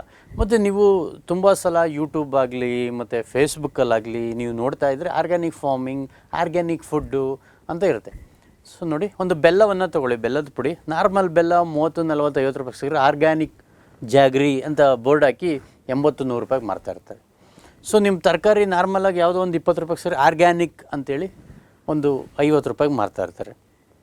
ಸೊ ಏನಿದು ಆರ್ಗ್ಯಾನಿಕ್ ಅಂತ ನೀವು ತಲೆ ಕೆಡಿಸ್ಕೊಂಡು ಹೋದರೆ, ಯಾವ ಕೃಷಿ ಆಹಾರ ಬೆಳವಣಿಗೆ ವಿಧಾನದಲ್ಲಿ ಕ್ರಿಮಿನಾಶಕವನ್ನು ಬಳಸಿರಲ್ವೋ, ರಸಗೊಬ್ಬರವನ್ನು ಬಳಸಿರಲ್ವೋ, ಅಥವಾ ಅದಕ್ಕೆ ಯಾವುದೇ ಒಂದು ಆರ್ಟಿಫಿಷಿಯಲ್ ಕೆಮಿಕಲ್ನ ಆ್ಯಡ್ ಮಾಡಿರಲ್ವೋ ಅದು, ಮತ್ತು ನೈಸರ್ಗಿಕವಾಗಿ ನಿಮಗೆ ಒಂದು ಗೊಬ್ಬರಗಳನ್ನ ಬಳಸಿ, ಮತ್ತು ನಿಮಗೆ ಒಂದು ದನದ ಗಂಜಲ ಮತ್ತು ಕೊಳೆತ ಒಂದು ಮೆನ್ಯೂರನ್ನು ಬಳಸಿ ತಯಾರಿಸಿದಂತಹ ಆಹಾರ ವಸ್ತುಗಳಿಗೆ ಸಾವಯವ ಆಹಾರ ಉತ್ಪನ್ನಗಳು, ಆರ್ಗ್ಯಾನಿಕ್ ಪ್ರಾಡಕ್ಟ್ಸ್ ಅಂತ ಕರಿತೇವೆ. ಇದರಿಂದ ಏನು ಉಪಯೋಗ ಅಂದರೆ, ನಮ್ಮ ದೇಹದ ಆಹಾರದ ಮೇಲೆ ಒಂದು ತೊಂದರೆಯನ್ನು ಉಂಟು ಮಾಡ್ತಾ ಇದೆ ಕೆಮಿಕಲ್ಸು. ಸೊ ಇದರಿಂದ ಆದರೆ ಉತ್ತಮ ಆಹಾರವನ್ನು ಹೊಂದುತ್ತೀವಿ ಅನ್ನೋ ಬಯಕೆಯಿಂದ ಒಂದು ಆರ್ಗ್ಯಾನಿಕ್ ಫಾರ್ಮಿಂಗ್ ನೈಸರ್ಗಿಕ ವಸ್ತುಗಳನ್ನೇ ಬಳಸಿ, ನೈಸರ್ಗಿಕ ಗೊಬ್ಬರಗಳನ್ನೇ ಬಳಸಿ ನೈಸರ್ಗಿಕವಾಗಿ ಆಹಾರವನ್ನು ತಯಾರು ಮಾಡುವ ಒಂದು ವಿಧಾನ. ಓಕೆ, ಏನೇನಿದೆ ಈ ಆರ್ಗ್ಯಾನಿಕ್ ಫಾರ್ಮಿಂಗಲ್ಲಿ ಅಂತ ನೀವು ನೋಡಿದ್ರೆ, ಒಂದು ಎರೆಹುಳು ಘಟಕಗಳಂತಿದೆ, ಜೀವಾಮೃತವನ್ನು ಒಂದು ತಯಾರು ಮಾಡ್ತಾರೆ, ಮತ್ತು ಸೊಪ್ಪುಗಳನ್ನು, ಜೀವಾಮೃತ ಅಂದರೆ ಒಂದು ಹಸುವಿನ ಗಂಜಲ, ಅದಕ್ಕೆ ಒಂದು ಬ್ಯಾಕ್ಟೀರಿಯಾಗಳನ್ನ ಆ್ಯಡ್ ಮಾಡಿ ಅದನ್ನು ಕೊಳೆಸಿ ಅದನ್ನು ಮತ್ತೆ ಭೂಮಿಗೆ ನಿಮಗೆ ಸೇರ್ಪಡೋದ್ರ ಮೂಲಕ ದನ ಮತ್ತು ಹಸು, ಎಮ್ಮೆ, ಆಡು, ಕೋರಿಗಳ ಒಂದು ಗೊಬ್ಬರಗಳನ್ನ ಬಳಸೋದು, ಮತ್ತು ಹಸಿರು ಗೊಬ್ಬರಗಳನ್ನ ಬಳಸೋದು, ಮತ್ತು ಯಾವುದೇ ಬಯೋಫೆಸ್ಟಿಸೈಡ್ಸ್ನ ಬಳಕೆ ಮಾಡದೇ ಇರೋದು, ನೈಸರ್ಗಿಕ ವಿಧಾನವನ್ನು ಬಯೋಫರ್ಟಿಲೈಸ್ನೇ ಬಳಸೋದು, ಕೆಮಿಕಲ್ ಫರ್ಟಿಲೈಸ್ನ ಬಳಸ್ತಾ ಇರೋದು, ಈ ವಿಧಾನಗಳಿಂದ ಮಾಡುವ ಬೇಸಾಯವನ್ನು ಒಂದು ಆರ್ಗ್ಯಾನಿಕ್ ಫಾರ್ಮಿಂಗ್, ಸಾವಯವ ಕೃಷಿ ಅಂತ ಹೇಳ್ತೇವೆ. ಏನೇನಿದೆ ಈ ಸಾವಯವ ಕೃಷಿನಲ್ಲಿ, ಏನೇನೆಲ್ಲ ಒಂದು ಸೇರಿದೆ ಅಂದರೆ, ಲೋಕಲ್ ರಿಸೋರ್ಸ್ನೇ ಒಂದು ಬಳಸಲಾಗುತ್ತೆ, ಮತ್ತು ನಿಮಗೆ ಆರ್ಗ್ಯಾನಿಕ್ ಫರ್ಟಿಲೈಸರ್ನೇ ಇದರಲ್ಲಿ ಬಳಸ್ತಾರೆ, ಇದಕ್ಕೆ ಯಾವುದೇ ಕೆಮಿಕಲ್ಸ್ನ ಬಳಸೋದಿಲ್ಲ, ಮತ್ತು ನೀವು ಇದನ್ನು ಕ್ರಾಪ್ ರೊಟೇಷನ್, ಬಹುವಿಳ ಪದ್ಧತಿಯನ್ನು ಬಳಸ್ತಾರೆ, ಮತ್ತು ಯಾವುದೇ ಯಾಂತ್ರೀಕೃತ ಬೇಸಾಯಕ್ಕಿಂತ ಕಡಿಮೆ ಪ್ರಮಾಣದಲ್ಲಿ ಬೆಳೆಯುವ ಒಂದು ಬೇಸಾಯ. ಇದರಿಂದ ಅನುಕೂಲಗಳೇನು ಅಂದರೆ, ನಿಮಗೆ ಕಡಿಮೆ ವಾಟರ್ನ ಕನ್ಸಂಪ್ಷನ್ ಆಗುತ್ತೆ ಇದರಿಂದ, ಮತ್ತು ಎಲ್ತಿ ಫುಡ್ ಸಿಗುತ್ತೆ, ಮತ್ತು ನಿಮಗೆ ಒಂದು ಮಣ್ಣಿನ ಫಲವತ್ತತೆಯನ್ನು ನಾಶ ಮಾಡೋದಿಲ್ಲ, ಮಣ್ಣನ್ನು ವಿಷಪೂರಿತ ಮಾಡೋದಿಲ್ಲ, ಆಹಾರ ಬೆಳೆಗಳು ಒಂದು ಉತ್ತಮವಾದ ಆರೋಗ್ಯವನ್ನು ಕೊಡುವ ಆಹಾರ ಬೆಳೆಗಳು ಇದಾಗಿರ್ತದೆ. ಓಕೆ ಸ್ನೇಹಿತರೆ, ಕೃಷಿ ಬಗ್ಗೆ ಒಂದಷ್ಟು ತಿಳ್ಕೊಂಡ್ವಿ. ಸಮ್ ಟರ್ಮಿನಾಲಜೀಸ್ ಅಥವಾ ಕೆಲವು ಪದಗಳನ್ನು ನೀವು ಆಗಾಗ ಕೇಳ್ತಾ ಇರ್ತಾರೆ, ಎಕ್ಸಾಮಲ್ಲಿ ಆಗ್ಬೋದು, ಅಥವಾ ಪತ್ರಿಕೆಯಲ್ಲಿ ಆಗ್ಬೋದು, ಅಥವಾ ಇನ್ನೊಂದು ವಿಚಾರದಾಗ್ಬೋದು.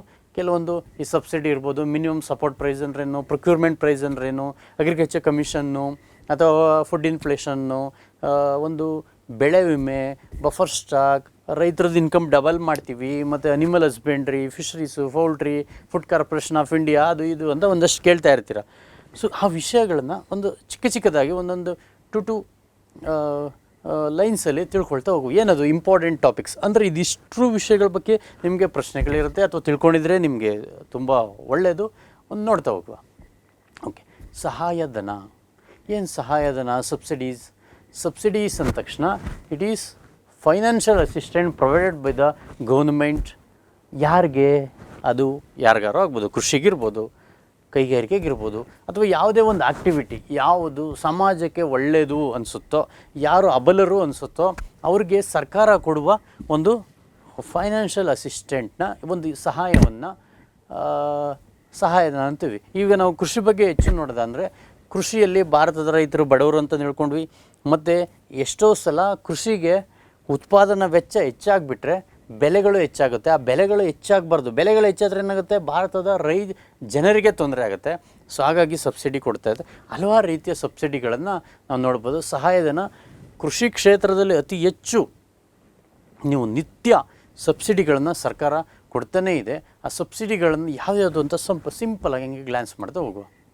ಸೊ ಸಬ್ಸಿಡಿಗಳಲ್ಲಿ ನಿಮಗೆ ಹಲವಾರು ರೀತಿಯ ಸಬ್ಸಿಡಿಗಳನ್ನ ನೋಡ್ಬೋದು. ಸಹಾಯಧನವುದು ಇನ್ಪುಟ್ ಸಬ್ಸಿಡಿ ಅಂತ ಇದೆ, ಪ್ರೈಸ್ ಸಬ್ಸಿಡಿ ಅಂತಿದೆ, ಇನ್ಕಮ್ ಸಪೋರ್ಟ್ ಅಂತ ಇದೆ, ಕ್ರೆಡಿಟ್ ಸಬ್ಸಿಡಿ ಅಂತಿದೆ, ಇನ್ಶೂರೆನ್ಸ್ ಸಬ್ಸಿಡಿ ಅಂತ ಇದೆ. ಈಗ ಹಲವಾರು ರೀತಿಯ ಸಬ್ಸಿಡಿಗಳನ್ನ ನೀವು ನೋಡ್ಬೋದು. ಈಗ ಒಂದೊಂದಕ್ಕೆ ಒಂದೊಂದು ಲೈನ್ ನೋಡೋದಾದರೆ, ಇನ್ಪುಟ್ ಸಬ್ಸಿಡಿ ನೋಡಿ, ಆದಾನಗಳನ್ನು ಕೃಷಿಯಲ್ಲಿ ಬಳಸುವ ವಸ್ತುಗಳಿಗೆ ಸಬ್ಸಿಡಿಯನ್ನು ಕೊಡೋದು. ಯಾವ್ದು ಇನ್ಪುಟ್ಟು? Fertilisers subsidy. ನಿಮಗೆ ಯೂರಿಯಾ ನಿಮಗೆ 400-500 ರೂಪಾಯಿಗೆ ಒಂದು ಚೀಲ ಸಿಗ್ಬೋದು, ಬಟ್ ಅದು ಉತ್ಪಾದನೆ ಮಾಡಲಿಕ್ಕೆ ಎಷ್ಟಾಗಿರುತ್ತೆ? 2-2.5 ಸಾವಿರ ಆಗಿರ್ಬೋದು. ಅದಕ್ಕೇನು ಮಾಡುತ್ತೆ, ಸರ್ಕಾರದ ವತಿಯಿಂದ ಒಂದು 2,000 ರೂಪಾಯಿ ಸಹಾಯಧನ ಉತ್ಪಾದನೆ ಮಾಡುವ ಘಟಕಕ್ಕೆ ಕೊಟ್ಬಿಡ್ತಾರೆ, ಕಾರ್ಖಾನೆಗೆ ಕೊಟ್ಬಿಡ್ತಾರೆ. ರೈತರಿಗೆ ಪ್ರೈಸ್ ಏನಾಗಿರುತ್ತೆ? 500 ಆಗಿರುತ್ತೆ. ಇನ್ಯಾವುದೋ ಒಂದು ಬಿತ್ತನೆ ಬೀಜ ಇರ್ಬೋದು, ನಿಮಗೆ ಅದನ್ನು ಕಂಪನಿ ಮಾರಾಟ ಮಾಡುವ ಒಂದು ದರ ಏನಾಗಿರ್ಬೋದು? 2,000 ಇರ್ಬೋದು. ಸರ್ಕಾರ ಸಬ್ಸಿಡಿ ಕೊಟ್ಟು 1,000ಕ್ಕೆ ಇಳಿಸ್ಬೋದು.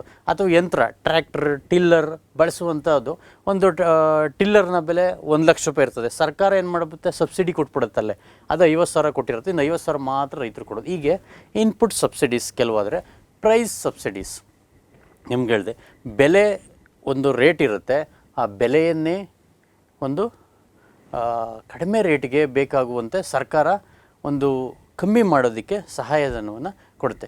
ಇನ್ನು ಇನ್ಕಮ್ ಸಬ್ಸಿಡಿ ನೀವು ನೋಡಿ, ಯಾವುದಿದು ಇನ್ಕಮ್ ಸಪೋರ್ಟ್ ಸಬ್ಸಿಡಿ ಅಂತ ನೋಡಿದ್ರೆ, ಈಗ ಎಕ್ಸಾಂಪಲ್, ಕೇಂದ್ರ ಸರ್ಕಾರ ಒಂದು ಯೋಜನೆಯನ್ನು ಅನೌನ್ಸ್ ಮಾಡಿತ್ತು ಮೋದಿಯವರು.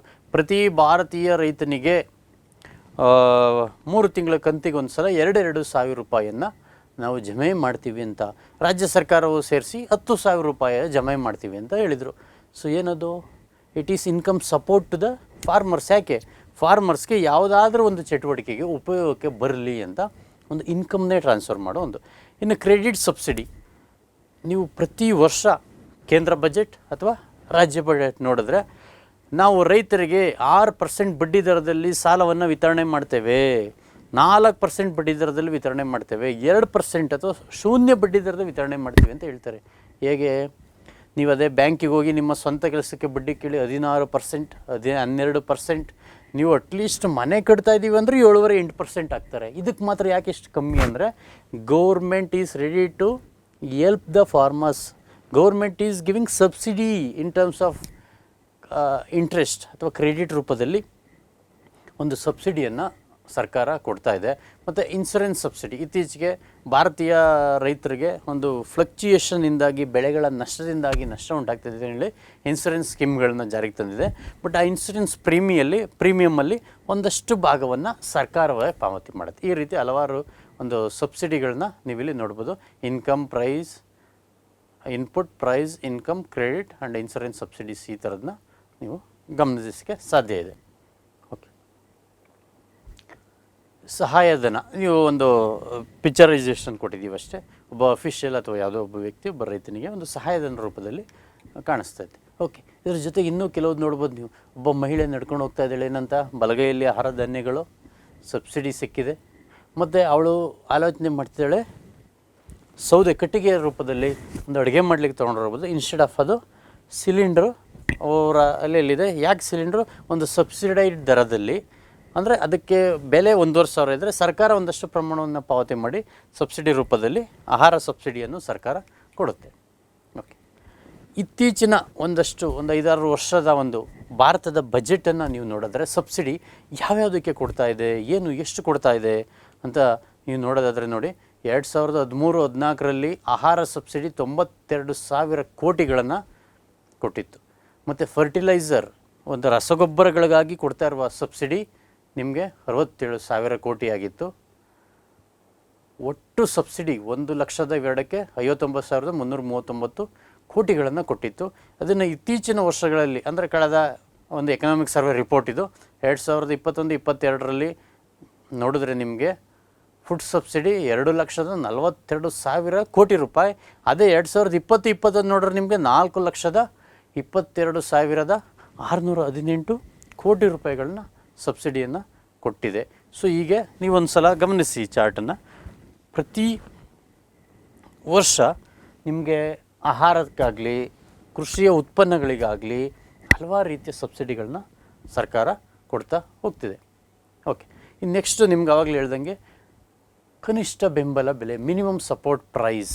ಏನಿದು ಮಿನಿಮಮ್ ಸಪೋರ್ಟ್ ಪ್ರೈಸ್ ಅಂದರೆ ಸರಳ, ರೈತರ ಉತ್ಪನ್ನಗಳಿಗೆ ಲಾಭದಾಯಕ ಬೆಲೆಗಳನ್ನು ಖಚಿತಪಡಿಸಿಕೊಳ್ಳಲು ಸರ್ಕಾರ ನಿಗದಿಪಡಿಸಿದ ಒಂದು ಬೆಲೆ.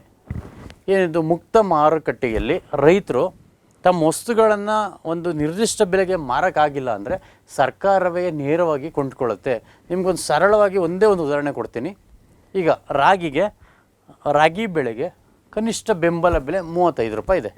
ಸೊ ನೀವು ರಾಗಿ ಬೆಳೆದಿದ್ದೀರಾ, ಒಂದು 100 ಚೀಲದಷ್ಟು ರಾಗಿ ಬೆಳೆದಿದ್ದೀರಾ, ಮಾರಕ್ಕೆ ಹೋಗ್ತೀರಾ, 10 ರೂಪಾಯಿ ಕೇಳ್ತಾರೆ, 15 ರೂಪಾಯಿ ಕೇಳ್ತಾರೆ, 20 ರೂಪಾಯಿ ಕೇಳ್ತಾರೆ, ಮಾರಾಟ ಮಾಡೋಕ್ಕಾಗಲ್ಲ. ನೀವೇನು ಮಾಡ್ಬೋದು, ಸರ್ಕಾರ ಬೆಂಬಲ ಬೆಲೆ ಘೋಷಣೆ ಮಾಡಿದೆ 35 ರೂಪಾಯಿನ, ನೇರವಾಗಿ ನೀವು ಸರ್ಕಾರದ ಒಂದು ಗೋಡನ್ಗಳಿಗೆ ತೊಗೊಂಡೋದ್ರೆ 35 ರೂಪಾಯಿ ರೇಟ್ ಅಂತ ನಿಮ್ಮ ಜಮೀನು ಎಷ್ಟಿದೆ ಅಷ್ಟಕ್ಕೂ ಸಂಬಂಧಪಟ್ಟಂತೆ ಸರ್ಕಾರವೇ ಆ ಬೆಲೆಯನ್ನು ಕೊಟ್ಟು ಕೊಂಡ್ಕೊಳ್ಳುತ್ತೆ. ನಿಮಗೆ ಆ ಬೆಲೆಯನ್ನು ನಿಮ್ಮ ಖಾತೆಗೆ ವರ್ಗಾವಣೆ ಮಾಡುತ್ತೆ. ಸೊ ಇದು ಮಿನಿಮಮ್ ಸಪೋರ್ಟ್. ಈ ಭತ್ತಕ್ಕೆ ಎಕ್ಸಾಂಪಲ್ 1,500 ರೂಪಾಯಿ ನಿಗದಿ ಮಾಡಿದೆ ಅಂದರೆ ಒಂದು ಕ್ವಿಂಟಾಲಿಗೆ 1,500 ರೂಪಾಯಿ ಸರ್ಕಾರ ಕೊಡುತ್ತೆ. ನೀವು ಬೇಕಾದರೆ 2,500 ರೂಪಾಯಿಗೆ ಮಾರಾಟ ಆಗಿದ್ರೆ ಮಾರ್ಬೋದು. ಯಾರು ಕೊಂಡ್ಕೊಳ್ತಾ ಇಲ್ವಾ, ಸರ್ಕಾರಕ್ಕೆ ನೀವು ಇದನ್ನು ಕೊಡ್ಬೋದು. ಇದು ಕನಿಷ್ಠ ಬೆಂಬಲ ಬೆಲೆ. ಕನಿಷ್ಠ ಪ್ರಮಾಣದ ಇಷ್ಟು ಬೆಲೆಯನ್ನು ಸರ್ಕಾರ ಕೊಡುತ್ತೇನೆ ಎಂದು ಖಾತ್ರಿ ಕೊಡೋದಕ್ಕೆ ಕನಿಷ್ಠ ಬೆಂಬಲ ಬೆಲೆ ಅಂತ ಕರೆಯೋದು. ಓಕೆ, ಇನ್ನೊಂದಿದೆ ಸಂಗ್ರಹ ಬೆಲೆ. ನೋಡಿ, ಕನಿಷ್ಠ ಬೆಂಬಲ ಬೆಲೆ, ಸಂಗ್ರಹ ಬೆಲೆ, ಈ ಥರದ್ದು ಕನ್ಫ್ಯೂಷನ್ ಮಾಡಲಿಕ್ಕೆ ಕೆಲವು ಕಾಂಪಿಟೇಟಿವ್ ಎಕ್ಸಾಮಲ್ಲಿ ಪ್ರಶ್ನೆಗಳನ್ನು ಕೊಡ್ತಾರೆ. ಇದನ್ನು ಸ್ವಲ್ಪ ತಿಳ್ಕೊಂಡಿದ್ರೆ ಒಳ್ಳೆಯದು.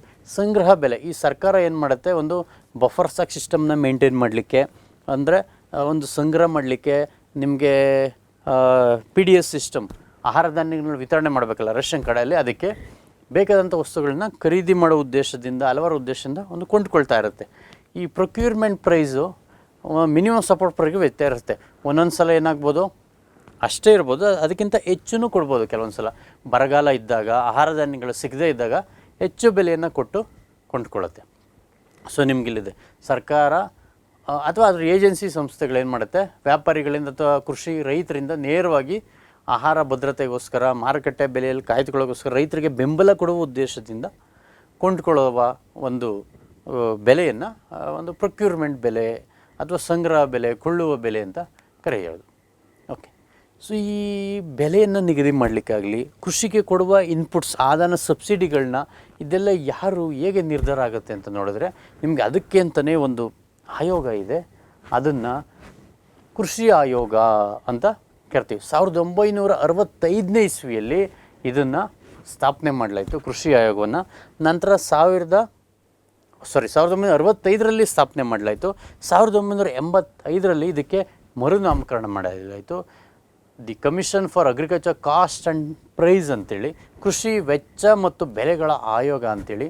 ಇದು ನಿಮಗೆ ಮಿನಿಮಮ್ ಸಪೋರ್ಟ್ ಪ್ರೈಸ್ ಆಗ್ಬೋದು, ಬೇರೆ ಬೇರೆ ಯಾವ್ಯಾವ ವರ್ಷದಲ್ಲಿ ಏನು ಮಾಡಬೇಕು, ಆ ಮಿನಿಮಮ್ ಸಪೋರ್ಟ್ ಪ್ರೈಸ್ನ ಹೆಚ್ಚಳ ಮಾಡಲಿಕ್ಕೆ ಮತ್ತು ಯಾವ ಬೆಳೆಗಳನ್ನ ನಿಮಗೆ ಹೆಚ್ಚು ಬೆಳೀಲಿಕ್ಕೆ ಸಜೆಷನ್ ಮಾಡೋದು, ಮತ್ತು ಅಗ್ರಿಕಲ್ಚರ್ ಕಾಸ್ಟ್ ಹೆಚ್ಚಳ ಆಗೋದಕ್ಕೆ ಆದಾಗ ಅದನ್ನು ಹೇಗೆ ಸಪೋರ್ಟಿಂಗ್ ಮಾಡೋದಕ್ಕೆ ಬಗ್ಗೆ ಎಲ್ಲ ಒಂದು ಸಜೆಷನನ್ನು ಸರ್ಕಾರಕ್ಕೆ ಕೊಡುತ್ತೆ. ನೋಡಿ, 1 ಎಕರೆ ಭತ್ತ ಬೆಳೀಲಿಕ್ಕೆ 25 ವರ್ಷದಿಂದ ಆಗ್ತಿದ್ದ ಖರ್ಚು ಬೇರೆ, ಈಗ ಆಗ್ತಿರೋ ಖರ್ಚು ಬೇರೆ. ಇದನ್ನೆಲ್ಲವನ್ನು ಲೆಕ್ಕ ಹಾಕುವ ಒಂದು ಕೆಲಸವನ್ನು ಕೃಷಿ ವೆಚ್ಚ ಮತ್ತು ಬೆಲೆಗಳ ಆಯೋಗ ಮಾಡುತ್ತೆ. ಬೆಳೆ ವಿಮೆ ನಮಗೂ ಸಹಜವಾಗಿ ಗೊತ್ತು. ವೈಯಕ್ತಿಕ ವಿಮೆಗಳು, ಬೈಕು ಮತ್ತು ಕಾರ್ಗೆ ಇನ್ಶೂರೆನ್ಸ್ಗಳು ಇದೆಲ್ಲ ಗೊತ್ತು. ಬೆಳೆಗೂ ವಿಮೆ ಇದೆ ಅಂತ ಸುಮಾರು ಜನಕ್ಕೆ ಗೊತ್ತಿರಲ್ಲ. ಸೊ ಬೆಳೆ ವಿಮೆ ಯಾಕೆ ಬೇಕು ಅಂತ ನೋಡಿದ್ರೆ ಬೇಕು. ಯಾಕೆ ಗೊತ್ತಾ? ಭಾರತದಲ್ಲಿ ಹವಾಮಾನ ವೈಪರೀತ್ಯ, ಭಾರತದ ಕೃಷಿಯು ಮಾನ್ಸೂನ್ನೊಂದಿಗೆ ಆಡುವ ಜೂಜಾಟ ಅಂತ ಒಂದು ವಾಕ್ಯ ಫೇಮಸ್ ಆಗಿದೆ. ಸೊ ಯಾಕೆ? ಮಳೆ ಬಂದರೆ ಬೆಳೆ, ಮಳೆ ಇಲ್ಲದಂದರೆ ಬೆಳೆ ಇಲ್ಲ. ಬೆಳೆ ಬೆಳೆದಿದ್ರು ಅತಿ ಹೆಚ್ಚು ಮಳೆ ಬಂದುಬಿಟ್ರೆ ಬೆಳೆ ಹೋಗುತ್ತೆ, ಅಥವಾ ಮಳೆ ಬರದೇ ಹೋದ್ರೂ ಕಟಾವು ಟೈಮ್ ಬರೋ ಹತ್ರ ಸಮೀಪದಲ್ಲಿ ಬೆಳೆ ಒಣಗೋಗುತ್ತೆ. ಸೊ ಹೀಗೆ ಬೆಳೆ ಬರ, ಪ್ರವಾಹ, ಕೀಟ, ರೋಗ, ನೈಸರ್ಗಿಕ ವಿಕೋಪಗಳು, ಈ ರೀತಿ ಹಲವಾರು ರೀತಿಯ ಒಂದು ಆಪತ್ತಿನಿಂದ ಕೃಷಿ ಬೆಳೆಗಳಿಗೆ ರಕ್ಷಣೆ ಕೊಡಲಿಕ್ಕೆ, ಅವನಿಗಾಗುವ ಆದಾಯ ನಷ್ಟವನ್ನು ತಡಿಲಿಕ್ಕೆ ಉದ್ದೇಶದಿಂದ ಒಂದು ಬೆಳೆ ವಿಮೆ ಕಾನ್ಸೆಪ್ಟನ್ನು ಜಾರಿಗೆ ತರಲಾಗಿದೆ. ಫಸ್ಟ್ ಟೈಮ್ ಒಂದು ನ್ಯಾಷನಲ್ ಅಗ್ರಿಕಲ್ಚರ್ ಇನ್ಶೂರೆನ್ಸ್ ಸ್ಕೀಮ್ ಅಂತ 1999 2000 ಇಸ್ವಿಯಲ್ಲಿ ಸರ್ಕಾರ ಇಂಟ್ರೊಡ್ಯೂಸ್ ಮಾಡ್ತು. ಪ್ರಸ್ತುತ ಪ್ರಧಾನ ಮಂತ್ರಿ ಫಸಲ್ ಬಿಮಾ ಯೋಜನೆ ಅಂತ ಇದೆ. ಇದೇನು ಮಾಡುತ್ತೆ? ನಿಮ್ಮ ಒಂದು ನಿರ್ದಿಷ್ಟವಾದ ಜಮೀನಿಗೆ ಯಾವ ಬೆಳೆ ಬೆಳೆದಿರೋ ಅದಕ್ಕೆ ತಕ್ಕಂಥ ಇನ್ಶೂರೆನ್ಸ್ ನೀವು ಕಟ್ಟಿದ್ರೆ ನಿಮಗೆ ಇನ್ಶೂರೆನ್ಸ್ ಮೊತ್ತವನ್ನು ನಷ್ಟ ಉಂಟಾದ ಸಮಯದಲ್ಲಿ ನಿಮಗೆ ಪರಿಹಾರ ರೂಪದಲ್ಲಿ ಸಿಗುತ್ತೆ. ಓಕೆ, ಇನ್ನು ಕಾಫು ದಾಸ್ತಾನು, ಬಫರ್ ಸ್ಟಾಕ್ ಅನ್ನೋ ಪದದಲ್ಲೇ ಅರ್ಥ ಇದೆ. ದಾಸ್ತಾನು ಇಡೀ ದೇಶಕ್ಕೆಲ್ಲ ಆಹಾರ ಸಾಮಗ್ರಿಗಳನ್ನ ಅನಿವಾರ್ಯ ಸಂದರ್ಭದಲ್ಲಿ ಪೂರೈಕೆ ಮಾಡಬೇಕು, ಮತ್ತು ಒಂದು ಸಬ್ಸಿಡೈಸ್ ರೇಟಲ್ಲಿ ಸರ್ಕಾರ ವಿತರಣೆ ಮಾಡಬೇಕು. ಎಲ್ಲ ಉದ್ದೇಶಗಳು ಏನು ಮಾಡುತ್ತೆ? ಬೆಳೆ ಬಂದ ಸಮಯದಲ್ಲಿ ಮತ್ತು ರೈತರಿಂದ ಖರೀದಿ ಮಾಡುತ್ತೆ. ಯಾಕಿದು ಖರೀದಿ ಮಾಡಬೇಕು ಅಂದರೆ, ನಿಮಗೆ ಆಹಾರ ವಸ್ತುಗಳ ಬೆಲೆಗಳಲ್ಲಿ ಏರಿಳಿತ ಉಂಟಾದಾಗ, ಆಹಾರ ವಸ್ತುಗಳ ಹಾಹಾಕಾರ ಹೋದಾಗ ಬೇಡಿಕೆ ತಕ್ಕಂತೆ ಪೂರೈಕೆ ಮಾಡಿಕೊಡ್ಲಿಕ್ಕೆ ಮತ್ತು ಬಡವರಿಗೆ ವಿತರಣೆ ಮಾಡಲಿಕ್ಕೆ ಒಂದು ಕಾಫು ದಾಸ್ತಾನವನ್ನು ಸರ್ಕಾರ ಒಂದು ಮಾಡುತ್ತೆ. ಇನ್ನೊಂದು ಕಾನ್ಸೆಪ್ಟ್ ಇದೆ. ನಿಮ್ಗೆ ಅವಾಗವಾಗ ಒಂದು ಚುನಾಯಿತ ಪ್ರತಿನಿಧಿಗಳಾಗ್ಬೋದು, ಸರ್ಕಾರದ ವ್ಯಕ್ತಿಗಳಾಗ್ಬೋದು ಮಾತಾಡ್ತಿರ್ತಾರೆ, ಫಾರ್ಮರ್ಸ್ ಇನ್ಕಮ್ ಡಬ್ಲಿಂಗ್, ಭಾರತದ ರೈತರ ಆದಾಯವನ್ನು ಡಬಲ್ ಮಾಡಬೇಕು, ಒಂದು ದ್ವಿಗುಣಗೊಳಿಸಬೇಕು. ಯಾಕೆಂದರೆ ಭಾರತ ರೈತರು ಬಡತನದಲ್ಲಿದ್ದಾರೆ, ಅವರು ಹೆಚ್ಚು ಶ್ರೀಮಂತರಾಗಬೇಕು ಅಂದರೆ, ಅವರು ಉತ್ತಮ ರೀತಿಯಲ್ಲೇ ಬದುಕನ್ನು ಕಟ್ಕೋಬೇಕು ಅಂದರೆ ಅವರ ಇನ್ಕಮ್ನೇ ಡಬಲ್ ಮಾಡಿಬಿಟ್ರೆ ಆರಾಮಾಗತ್ತೆ ಅಂತ. ಇದು ಸಾಧ್ಯನಾ? 2022 ಒಳಗಡೆ ಮಾಡಬೇಕು ಅಂತ ಹಿಂದೆ ಗುರಿ ಇಟ್ಕೊಂಡಾಗಿತ್ತು. ಇವತ್ತಾಗಿದೆಯಾ? ಕೆಲವೊಂದು ರೈತರಿಗೆ ಆಗಿದೆ, ಆದರೂ ಅದರಿಂದ ಕಾಸ್ಟು ಅಷ್ಟೇ ಹೆಚ್ಚಾಗಿದೆ, ಅಂದರೆ ವೆಚ್ಚವೂ ಅಷ್ಟೇ ಹೆಚ್ಚಾಗಿದೆ. ಹಾಗಾಗಿ ಅದು ನೋಡ್ಬೋದು ಹೇಗೆ ಸಾಧ್ಯ, ಇದರಿಂದ ಹೇಗೆ ಮಾಡ್ಬೋದು, ಅವರು ರೈತರ ಇನ್ಕಮ್ನ ಡಬಲ್ ಮಾಡಲಿಕ್ಕೆ ಏನೇನೆಲ್ಲ ಮಾಡ್ಬೋದು, ಸಾಧ್ಯತೆ ಇದೆಯಾ ಅಂತ ನೀವು ಪರಿಶೀಲನೆ ಮಾಡಿದ್ರೆ ಹೌದು ಮಾಡ್ಬೋದು. ಹೇಗೆ ಮಾಡ್ಬೋದು? ಕೃಷಿ ಉತ್ಪನ್ನಗಳ ಒಂದು ಪ್ರೊಡಕ್ಟಿವಿಟಿಯನ್ನು ಹೆಚ್ಚು ಮಾಡಬೇಕು, ಒಂದು ಉತ್ಪಾದಕತೆಯನ್ನು ಹೆಚ್ಚು ಮಾಡಬೇಕು. ಹೇಗೆ ಮಾಡೋಕ್ಕೆ ಸಾಧ್ಯ? ಅದು ಟೆಕ್ನಾಲಜಿಯನ್ನು ಹೆಚ್ಚು ಅಡಾಪ್ಟ್ ಮಾಡಿಕೊಂಡ್ರೆ ಉತ್ಪಾದಕತೆ ಹೆಚ್ಚಾಗುತ್ತೆ.